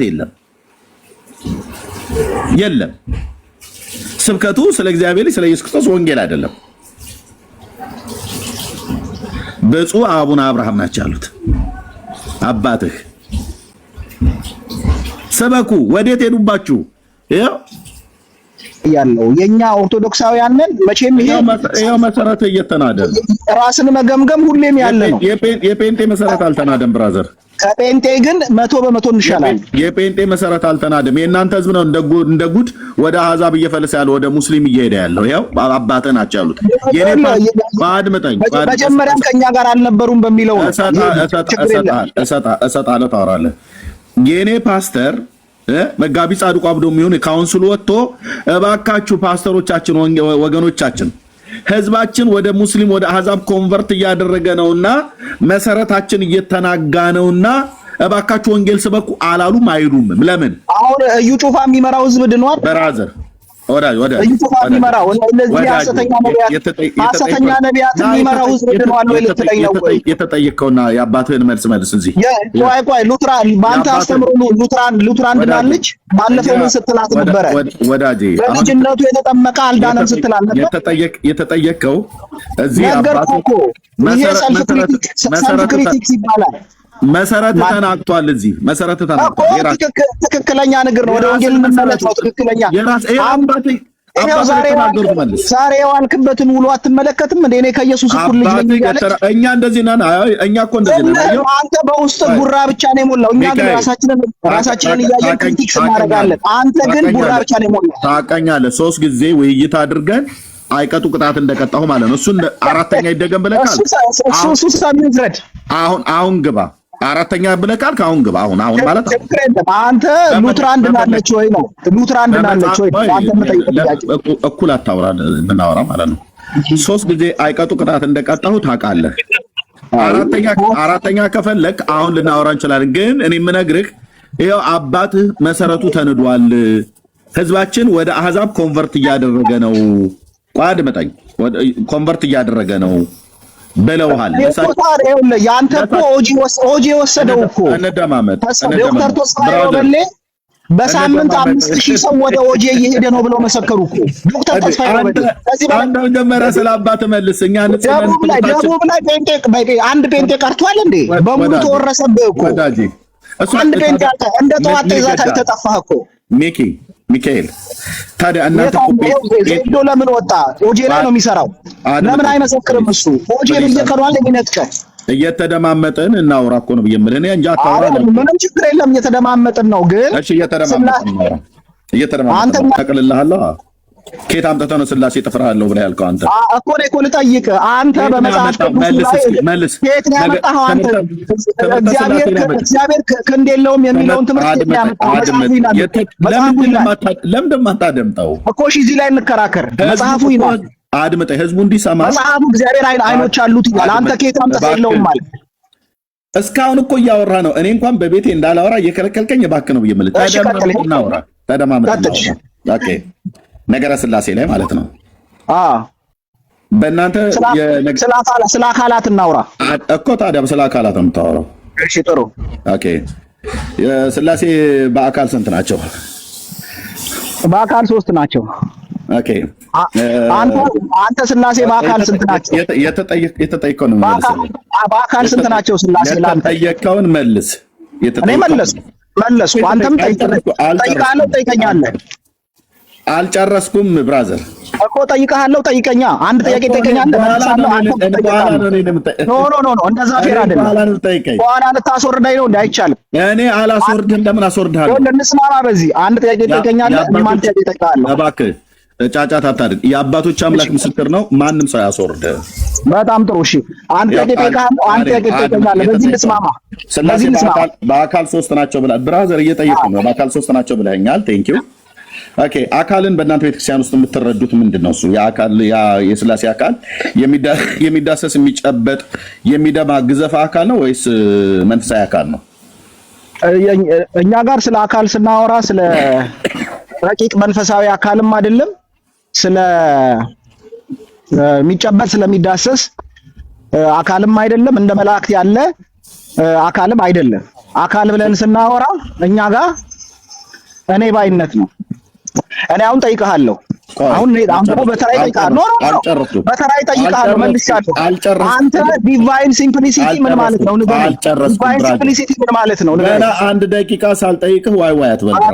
በቃ እሺ፣ እኔ ልውረድ። አይ አንተ የት ነው የምትወርደው? እኔ ራስህ ነው የምትወርደው እንጂ ማንም አያስወርድም። ማንም አያስወርድም። እኔ እኮ ነገርኩህ እኮ በተስማማነው መሰረት አንድ ጥያቄ ጠይቀሃለሁ። ቤተክርስቲያን አሁን አንተ እንዳልከው ነው የምትለው ወይስ መጽሐፍቶቻቸው አሁን እንደምትለው? እኔ እንዳልኩት ነው የምትለው። ነቄርሎስ እናት ቤተክርስቲያን አድመጣይ ቤተክርስቲያን ስላሴ ደም አላቸው ትላለች። ኧረ እባክህ ቤተክርስቲያን ስላሴ ደም አላቸው ብላ ትላለች። ሜታሞርፊክ ያገላለጽ ነው። ታምንበታለህ ወይ? መጽሐፍ ቅዱስም እስትንፋስ አለው ይላል። እኔ ጠየቅኩ መልስ። ቤተክርስቲያን ስላሴ ደም አላቸው ብላ ታስተምራለች እኮ። ሜታሞርፊካዊ አገላለጽ ነው አልኩ። ኦኬ ታዲያ ገለጠዋ። ታዲያ ሜታሞርፊክ ከሆነ ገለጠው እዛ ጋር ማለት ነው። የቱ ጋር ነው እንደዛ ብሎ የሚለው ስላሴ ደም አላቸው ብሎ የሚለው መጽሐፍ? ማለት አትበለኝ። አሁን ሜታሞርፊክ ነው አላልክም እንዴ? ምን ማለት ነው ሜታሞርፊክ? ቃሉ የቱ ጋር ነው ያለው ነው ብዬ የምልህ። ምን ማለት ነው ሜታሞርፊክ? ብራዘርዬ ቃሉ የቱ ጋር ነው ያለው? ተምሳሌታዊ ንግግር ነው ብለህ ያልከው የቱ ጋር ነው? መጀመሪያ ማለት ነው የቱ ጋር ነው ያለው ነው ያልኩህ። ስላሴ ደም አላቸው ብሎ የሚለው የቤተክርስቲያን ስላሴ ደም አላቸው ብሎ የሚለው ተደማምጣ አውራ። ስላሴ ደም አላቸው ብላ ትላለች ቤተክርስቲያን ብዬ ስልህ አዎ ብለኸኛል። ታዲያ ምንድነው ብዬ ስልህ ሜታሞርፊክ ነው ብለኸኛል። ኦኬ ሜታሞርፊክ ብሎ የሚለውን ትርጓሜ ለመስጠት ቃሉ የትኛው መጽሐፍ ላይ ነው የትኛው ክፍል ላይ ነው የሚገኘው ንገረን፣ እና ከዛ ሜታሞርፊክ መሆኑን ደግሞ አሳየን ማለት ነው። ቴንክ ዩ ገጥመናል። ጋየድ የቱ ጋር ነው የተጻፈው ቃሉ? ዘሩ የቱ ጋር ነው ያለው? ስላሴ ደም አላቸው ብሎ የሚለው የቱ ጋር ነው የተጻፈው? የትኛው መጽሐፍት ላይ? ገጽ ስንት? በስንት ዓመተ ምህረት የታተመ? ቶሎ በል ልጅ ሚካኤል፣ ዱብ ዱብ በል። ማይኩን ክፈታ። አንተ ነው። እኔ መንገድ ላይ ሆኜ ነው ማውራህ። ማስረጃ ላይ አስቆም። መንገድም ላይ ሆነ ምንም ላይ ሆነ ንገረኝ። የት ነው ያለው መጽሐፉ? አልያዝኩም መጽሐፍ። ዘሩ የት ነው የሚገኘው? መጽሐፉን ስሙን ስሙን ንገረን። ስላሴ ደም አላቸው የሚለው መጽሐፍ በቃሌ ላውቀው አልችልም። አንተ ላይ አመጣኸው። ሚዩት አድርግ። በቃል ካላወቅ ሚዩት አድርግ። አየህ መጽሐፉ እንኳን ዘሩ የቱ ጋር እንዳለ አታውቅም። ሜታሞርፊክ ነው ሜታ እንትናም ነገር ነው ብለህ ትለኛለህ። ሜንታል ነው ትለኛለህ። እናንተ ራሱ ሜንታል ሆናችሁ ማለት ነው። መጽሐፉ እንኳን የቱ ጋር እንዳለ አታውቀውም። ስላሴ ደም አላቸው ብላ ትላለች ቤተክርስቲያን። አዎ አልክ። የቱ ጋር ነው ብሎ የሚለው? ሜታሞርፊክ ነው አልከኝ። የትኛው መጽሐፍ ገጽ ስንት በስንት ዓመተ ምህረት የታተመ? መልክ ላይ ነው ገድል ላይ ነው ወይ ሃይማኖት አበው ላይ ነው? አታውቀውም። ይኸውልህ አንትሮፖሞርፊክ የሆኑ ገለጻዎች ወዳጄ ምን ማለት እንደሆነ ማታ ከሆነ ይቅርብህ፣ አታውራ ከኔ ጋር። እኔ ግን አንድ ጥያቄ ልጠይቅህ ወዳጄ። የተጠየቀው መልስ። እሺ ስላሴ ጥፍር አላቸው ብላችኋል። ይኸውልህ ከዛሬ ጀምሮ ለአንተ ያለኝ አመለካከት በጣም ይጨምራል። ዲቫይን ሲምፕሊሲቲ ምን ማለት ነው? ወዳጄ ልብ በልና ስማኝ። የቴዎሎጂ መምህር አይደለህ? እስቲ አስተምረኝ። ዲቫይን ሲምፕሊሲቲ ምን ማለት ነው? አድመጠኝ። ጥፍርና ኩላሊት አላቸው ብላችኋል። ደም አለው ብቻ አይደለም ያላቸው እኮ ነገርኩህ እኮ። ቆይ አዳምጠኝ። ነገርኩህ። መንፈስ ቅዱስ ኩላሊት አለ። አድመጠኝ። መንፈስ ቅዱስ ኩላሊት አለ አይደል? በተለይ አካሉ አልተግባባንም ዛሬ። በቃ መንፈስ ቅዱስ ኩላሊት አለ አይደል ወይ? ምክንያቱም ስላሴ ኩላሊት አላቸው ብላችኋል እናንተ። በሰው ፊት ካፈርክ በውስጥ ደውልልኝ። እኔ ምንም አላፈርኩ፣ እየጠየቅኩ ነው። ቤተክርስቲያን ደም አላቸው እኮ ብቻ አይደለም ያልከው። ከገባው ጀምሮ እስካሁን ድረስ አትመልስም አንዱንም ማለት ነው። አላቅም ነው ያልከኝ። መጽሐፉን አላቅም፣ ገጹንም አላቅም፣ ምዕራፉንም አላቅም። ግን ሜታሞርፊክ ነው ትላለህ። ቃሉ የቱ ጋር እንደተጻፈ አታቅም። ግን ሜታሞርፊክ ነው ትላለህ። ኦኬ መጽሐፉንም አታውቀውም። እሺ ጥፍርና ምንድነው ቅንድብ ጸጉር አለው መንፈስ ቅዱስ በተለየ አካሉ አብም የተለየ አካሉ እንዲሁም ደግሞ አዳም ያለውን የወንድ ብልት ሁሉ አብም መንፈስ ቅዱስም አለው ብላችኋል። ቤተክርስቲያን ብላለች። አንትሮፖሞርፊክ የሆኑ ገለጻዎች ናቸው አልኩ። ስለዚህ አዳም ሽንት መሽኛ እንዳለው ሁሉ መንፈስ ቅዱስ እኔ የጠየቁን ጥያቄ ሰማኝና ከዛ ለመናገር ደቂቃ ውሰድ፣ የፈለቀውን ደቂቃ። ኦኬ አዳም ያለውን ነገር ሁሉ ከራስ ፀጉር እስከ እግር ጥፍር ድረስ ለአብና ለወልድ ለመንፈስ ቅዱስ ለስላሴም አላቸው ብላችኋል። ስለዚህ አዳም አባታችን ፀጉር አለው፣ ጥፍርም አለው፣ ሽንት መሽኛም አለው፣ የአካል ብልት ማለት ነው። ኦኬ ልክ ለአዳም ያለውን ሁሉ በሙሉ ብልቶች ለስላሴ ያላቸው ብላችኋል። ለተለዩት ለስላሴ ለሶስቱም አካላት ማለት ነው። ስለዚህ አብ ሽንት መሽኛ አለው ብላለች ቤተክርስቲያንህ። ነውራሞች መንፈስ ቅዱስ በተለየ አካሉ ሽንት መሽኛ አለው ብላችኋል። ኧረ ተረጋጋ እንዴ! ገብቻለሁ ስርዓት ያዝ፣ ጨፈልቅሃለሁ። እሺ የአምላኬን ቃል እንደዚህ በጣም አድመጣኝ። ተረጋግቼ እንዳወራ እንዳጠብቅ ሽንት መሽኛ አላቸው ብላችኋል በመጽሐፍቶቻችሁ ላይ። አድምጥ። ሽንት መሽኛ አላቸው ብላችኋል እንዳዳም። ካላወቅ ለሜሎስ ስጠው፣ ሜሎስ ያውራ። እሱን ንገረን። ኦኬ እኔ ጉንፋን ስለያዘኝ ከአንተ ጋር አልጨቃጨቅም። እሱን ንገረን። እኔ ግን ከሜሎስ ጋር እንድታወራ እሱ ንገረና ከሜሎስ ጋር ታወራለህ። እችን ጥያቄ ብቻ መልስልኝ። ዲቫይን እኔ ጠየቅኩን ትተህ ሌላ ነገር አታውራ። ዲቫይን ሲምፕሊሲቲ ምንድን ነው? ቤቱ ጋር እንዳለ አላቅም ብያለሁ። መንገድ ላይ መጽሐፍ አለ ምንም ማሳበቢያ አይሆንም። ምንም ማሳበቢያ አላቅም ብያለሁ። የገባበት ቤት እንደመሳደብ አይደለም። ይኸው እኔ አስገብቻለሁ። እዚህ ተናገር። ኦኬ ተናገር። ደግሞ እንዳትረሳ ገድላትን ክፈትና ቤት ጥራኝ ብለኛል። ብራዘር የተጠየቀውን እኔ ገድላትን ከፍቼ ቤት ጥራኝ። የተጠየቀውን መልስ። መልሼልሃለሁ እኮ መልሼልሃለሁ። እኔ መለስኩልህ እኮ መልስልኝ። ምንድን ያልከኝ? አብ ሽንት መሽኛ አለው። እኔ እንደዛ አላልኩም። አንተን ለምትለው ብላለች። ቤተክርስቲያን ብላለች። አላለችም። ሜላ ትልቁ ላይ ሜላ ክፈትለት። ለአዳም ያለው ሁሉ እኮ እግዚአብሔር እንዲህ አይነት አካላት ያለችበት ማስረጃ አምጣ። ያለበለዚያ ለአዳም አድምጠኝ። ለአዳም እባክህ እኮ ውሸት መሆኑን እናሳያ። ሚዩት አድርግ። አንዴ ነው ውሸታም መሆኑን አንዴ ከተናገር ይበቃል። ለአዳም ያለው ለማንኛውም የት ነው የምትወጣው?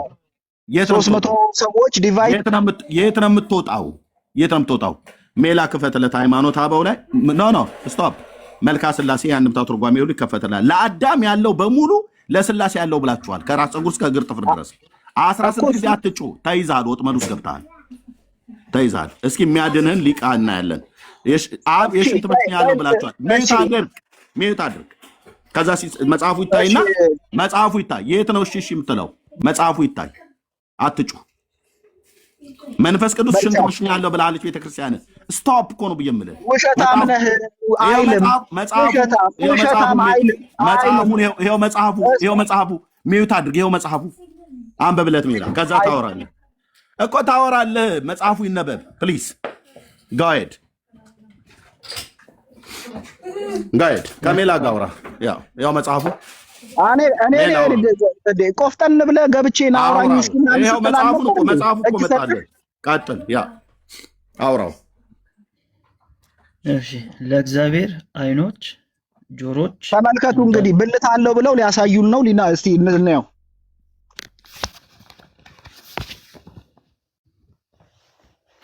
ከዚህ በኋላ ሚዩት የምታረጉኝ ከሆነ እወጣለሁ። እንዳታረጉት፣ ማናችሁም እንዳታረጉት። መጽሐፉን ሜላ ያነብለታ እንዳታረጉት። ምክንያት እንዳያገኝ። ይኸው ብልት አለው ብሎ ሊያሳየን ነው። ይኸው ውሸታቸውን ትመለከታላችሁ። ድራሹም የለም ሊያሳየን ነው። እስቲ እንየው። እሺ አንብብልን። ምን ይለን? አንብበው አንተ ራስህ። እኔ አይታየኝ፣ መንገድ ላይ ነኝ። አይታየም? እሺ መልክስ እንዴት ነው ቢሉ ብልት ነው። እሺ ብልትስ ምንድን ነው ቢሉ አይን፣ ጆሮ፣ እግር የመሳሰለው ነው። መልክስ ብልት እንደሆነ በምን ይታወቃል ቢሉ በመጽሐፍ ይቅርና ይሄ አንደኛ የምታነበው ምንድን ነው መጽሐፉ? መሰረተ እምነት። እስኪ ፊት ለፊቱን አሳይ። እስቲ ማን የጻፈው? እሺ ይሄ የቤተክርስቲያን መጽሐፍ ነው። ቤተክርስቲያን የኔ ነው ብላ ኢንዶርስ አድርገዋለች መጽሐፉ በመጀመሪያ አስተንብቦ ምንድነው የሚለው ላይ መሰረተ እምነት ይልና እሺ የአምስቱ አዕማደ ምስጢር አንድምታ ትርጓሜ በግዕዝና በአማርኛ ቀደምት ሊቃውንት ቅዱሳን አባቶቻችን እንዳስተማሩትና እንደተረጎሙት። ይሄ ግለሰብ የጻፈው መጽሐፍ ነው። እንደ ሃይማኖት አበው የኔ ነው መጽሐፍ የምትለው አይደለም። ቀጥላ ማስረጃህን ያሳየኛው። ቆይ ወዳጅ፣ ይሄ መጽሐፍ በኢትዮጵያ ኦርቶዶክስ ተዋሕዶ ቤተክርስቲያን ስርዓትና ደንብ መሰረት የተዘጋጀ ነው። ሊሆን ይችላል። ማንኛውም መጽሐፍ በዛ መልኩ ነው የሚዘጋጀው። ይሄ መጽሐፍ አራት የኢትዮጵያ ኦርቶዶክስ ቤተክርስቲያን የምትጠቀምባቸው ይሄንን መጽሐፍ ቤተክርስቲያኒቷ ለስርዓት አምልኮ ትጠቀምበታለች ወዳጄ። ለስርዓት አምልኮ ትጠቀምበታለች ወይ? ቀጥል። የለው እሺ አሁን ችግር የለውም። ቀጥል፣ አንብበው። ብልት የሚለውን አሳየኝ። የወንድ ብልት እንዳላቸው አሳየኝ። አሁን ግባና ማስረጃው ጋር እሺ። ስናሳይህ ሌላ ታወራለህ። አላወራም። ይሄው ቀጥል፣ አሳየኝ። እሺ ቃል በቃል አሳየኝ። ኤግዛክት ቃሎቹን አሳየኝ። እሺ እሺ እቱ ጋር ነበር ያቆምኩት። እሺ ከዚህ ልጀምር መሰለኝ። ብልትስ ምንድነው ቢሉ አይን፣ ጆሮ፣ እግር የመሳሰለው ነው። ይሄ መጽሐፍ ቅዱስም ይለዋል። እሺ ያንበበበት ይጨርስና ከዛ ምን እንደሚል ትሰማለህ። ምንም እኮ አላልኩም። ቀጥል። ምን ለምን ትደነግጣላችሁ? አትደንግጡ፣ ችግር የለም። ኧረ እኔ ያልደነገጥኩም። መጽሐፍ ቅዱስ የሚለው አይን፣ ጆሮ በየማዕከሉ አትግባ፣ መጽሐፉ ይነበብ እኮ እኔ አንዲት ቃል ነው የተናገርኩት። ችግር የለም። ቀጥሉ። በኋላ እኮ ታወራለህ ሚኪ፣ ምን ችግር የለም። ቀጥሉ። እሺ ከዛ በኋላ መልክስ ብልት እንደሆነ በምን ይታወቃል ቢሉ በመጽሐፍ ይቅርና በአማርኛ እንኳን ይታወቃል። ምን ባለ ቢሉ እገሌ አይኑ ፈረጠ፣ እጁ ተቆረጠ ቢሉ እውይ መልኩ ጠፋ ይላል። ለአብ ፍጹም አካል ፍጹም ገጽ ፍጹም መልክ አለው፣ ለወልድም ፍጹም አካል ፍጹም ገጽ ፍጹም መልክ አለው፣ ለመንፈስ ቅዱስም ፍጹም አካል ፍጹም ገጽ ፍጹም መልክ አለው ይላል። እሺ ታምናለህ ይሄንን አንተ ወዳጄ? አሁን እዚህ ጋራ ለአብ ፍጹም ገጽ አለው ይላል አይደል? አንተ አታምንም? ይሄን አብ ፍጹም ገጽ እንዳለው ታምናለህ አታምንም? እኔ እንደዚህ አላምንም። እሺ ፍጹም አካልስ እንዳለው ፍጹም እኔ አምናለሁ። አብ ፍጹም ገጽ እንዳለው አምናለሁ። አብ ወልድ እንዳልሆነ አምናለሁ። ወልድ ደግሞ መንፈስ ቅዱስ እንዳልሆነ አምናለሁ። ገጽ ምንድነው? ገጽ ማለት ሃይፖስታሲስ ወይም ፕሮሶፖን ማለት ነው። አይደለም ነው። በቤተክርስቲያናችሁ ገጽ ምንድነው? ገጽ ነው። ሃይፖስታሲስ ወይም እኔ ለምሳሌ የኔ መልክ ማንንም አይመስልም። መልክ እምለይበት ማለት ነው። እኔ ገጽ መልክ ውስጥ ምንድነው ያለው? ገጽ አሁን ሌላ ርዕሱን ተወውና የታለ ብልት ገጽ ምንድነው? ገጽ ምንድነው ወዳጄ? ጊዜ የለኝም። አሁን ብልት ያልከውን አሳየኝ። ገጽ ምንድነው? ፕሮሶፖን ማለት ነው አልኩ። አሁን አሳየኝ። ገጽ ምንድነው ወዳጄ? ፕሮሶፖን ገጽ ምንድነው? ፕሮሶፖን ፊት ነው። ፊት፣ አፍንጫ፣ ጥርስ፣ ከንፈር፣ ጆሮ ማለት ነው። እሱ ለሰውኛ የሚገለጽ ነው። ለአምላክ ሲሆን ደግሞ አብ ወልድ እንዳልሆነ ወልድም ደግሞ መንፈስ ቅዱስ እንዳልሆነ ነው እያወራን ያለን ወዳጄ። ስለ አምላክ ነው እያወራን ያለን። እዚህ ጋር መጽሐፉ በቀላል ቋንቋ እያብራራ ያለው ስለ ሰው ነው። ገጽ ማለት ፊት ነው ወይስ አይደለም? ገጽ ማለት ፊት ነው አይደለም? ገጽ ማለት ፕሮሶፖን ነው። ፊት ማለት ነው። ፊት። ስለዚህ ፊት ላይ ያሉ ነገሮች ሁሉ ማለት ነው። እኮ ለማስረዳት የትርጓሜው መልክ ምንድነው? መልክ ምንድነው? አሁን ብልት ያልከውን አሳየኝ። በቃ መልክ ምንድነው? ብልት ያልከውን አሳየኝ አልኩ። መልክ ምንድነው? ብልት ነው እያወራን ያለነው። ስለ ብልት ነው እያወራን ያለነው። ኤርሚያስ የወንድ ብልት አለው ብሎ መልክ ምንድነው ቤተክርስቲያኗ ትላለች ብሎ ከሷል። ለዚህም ማስረጃ አቀርባለሁ ብሏል። ካላቀረብኩ ውሸታም ነኝ ብሏል። ካላቀረብኩ ውሸታም ነኝ ብሏል። አንተን ተማምኖ ማለት ነው። አታሳፍረው፣ አሳየው። ሚኪ መልክ አሳይ። አልመልስም ከዚህ በኋላ። መልክ ምንድነው? አላሳይም፣ አልመልስም። አትመልስም። አሳየኝ አሁን ኤርሚያስ ቤተክርስቲያኗን ሲከስ ማትችል ከሆነ በቃ ቶ ሚኪ መመለስ ማትችል ከሆነ ችግር የለውም። ማታውቀው ከሆነም ችግር የለውም። ቤተክርስቲያኒቷ ሁለት ነገር አስቀምጣለች፣ ገጽ አስቀምጣለች፣ መልክ አስቀምጣለች። ሚውት ተደርጊያለሁ። አመሰግናለሁ። መልስ የለም። ቻው። ማን ነው ሚውት ያደረገ? መልስ የለም። ሜላ ከፈተው፣ ሜላ ከፈተው። የለም የለም። ሜላ ከፈተው። አትጩ፣ አትጩ። ኦኬ፣ አትጩ። ኦኬ። ከመጀመሪያ ዛ በልት ሚለው ብቻዬን ነኝ። ለስድስት ተከብቤ አልቻልከኝም። ቻው። ሚውት አድርግ፣ ሚውት አድርግ። አረፋ አስደፍቄ ነው ማስወጣ ማለት ነው። ብልት የሚለውን አሳየው።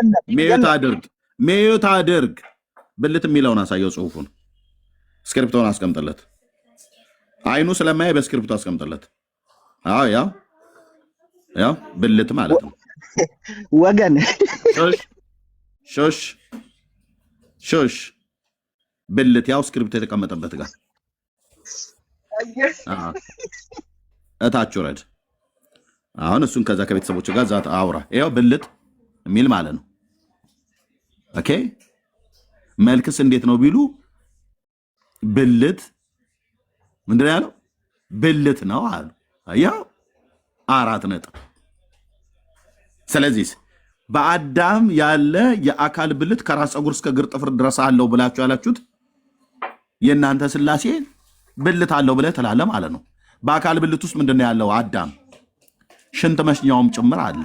በሙሉ ነው ያለው ብላችሁ ያላችሁት ለአዳም ያለው በሙሉ ለስላሴ ያለው ብላችኋል።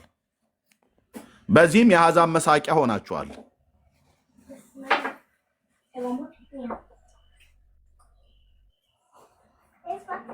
አለቀ።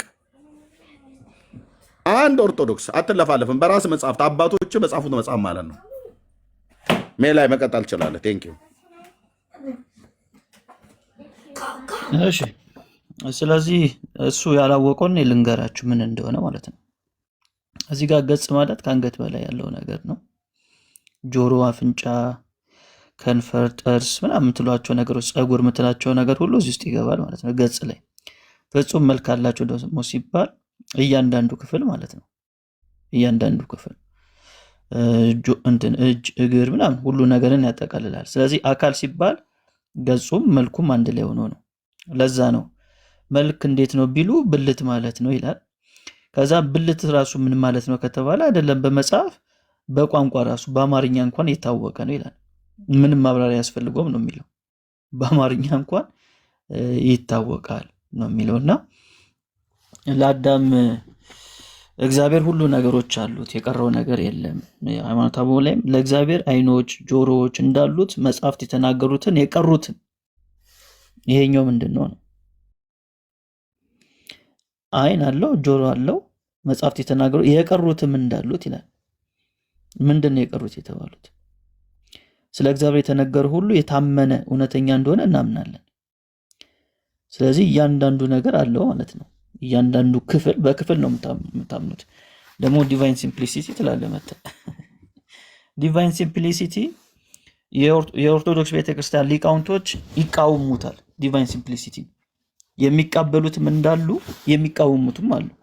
በማስረጃ አሳያለሁ ስለማታውቀው። በታሪክ እንዴት ነበር አባ ጊዮርጊስ ዘጋስጫ በዚህ ጉዳይ ላይ የነበረው አመለካከት እና አፄ ዘርዓ ያዕቆብ በታሪክ ራሱ እናያለን። ዲቫይን ሲምፕሊሲቲን እንዴት እንደሚቃወሙት ማለት ነው።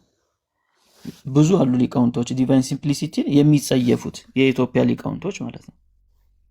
ግን ያው አልዋልክበትም እንደሚሉት አባቶች ስላልዋልክበት አታቆም። እናንተ የተሸወዳችሁት የኢስተርኑን ወይም የኮፕቲኮቹን ያነቡላችኋል። እዚህ የገባችሁ እንግሊዘኛ የኢትዮጵያ ቤተክርስቲያን ትምህርት ይመስላችኋል ማለት ነው። የኢትዮጵያ ኦርቶዶክስ ትምህርት ይመስላችኋል።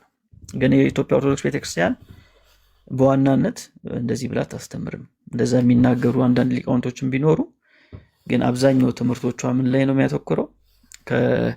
ከራስ ፀጉር እስከ እግር ጥፍር የሚለው ትምህርት ላይ ነው የምታስተምሩት ማለት ነው። አካል ማለት ያ ነው ለእናንተ፣ ሌላ ነገር አይደለም። አካል ማለት እሱ ነው። ስለዚህ ዲቫይን ሲምፕሊሲቲ ትላለ መተኛ ጋር ማለት ነው። እሺ ሌላ ሰው ካለ መቀጠል እንችላለን። ቴንክ ዩ ሜላይ። እሺ ማረፍ አለብህ። ጸጋ ይብዛልህ። ተባረኩ። እራሳችሁ እዛው በራሳችሁ መጽሐፍት በራሳችሁ ልጆች ተወያዩ። አንደኛ የኦርቶዶክስ መምህራን መጽሐፍቶቻቸው እርስ በርስ አይስማሙ። የኦርቶዶክስ መጽሐፍት እርስ በርሳቸው አይስማሙ። የኦርቶዶክስ አገልጋዮች እርስ በርሳቸው አይስማሙ። በትምህርተ ሥላሴ እንኳን ጉዳይ አንዱ መጽሐፍ ለአዳም ያለው የአካል ብልት ሁሉ በሙሉ አለው ግን የማይመረመር ነው ይልሃል። ሌላኛው መጽሐፍ ደግሞ ለአዳም ያለው ሁሉ አካል ለሥላሴ ያለው ብሎ ይልሃል። የሚመረመር ማለት ነው፣ የሚዳሰስ ማለት ነው። ስለዚህ እኛ መጽሐፍቶቻችሁ እናስታርቅ ወይስ እናንተን እርስ በርስ እናስታርቅ? ወይስ እናንተን ከመጽሐፍቶቻችሁ እናስታርቅ? ወይስ እናንተን ከመጽሐፍ ቅዱስ እናስታርቅ? የሥራ ጫና እኮ አበዛችሁብን።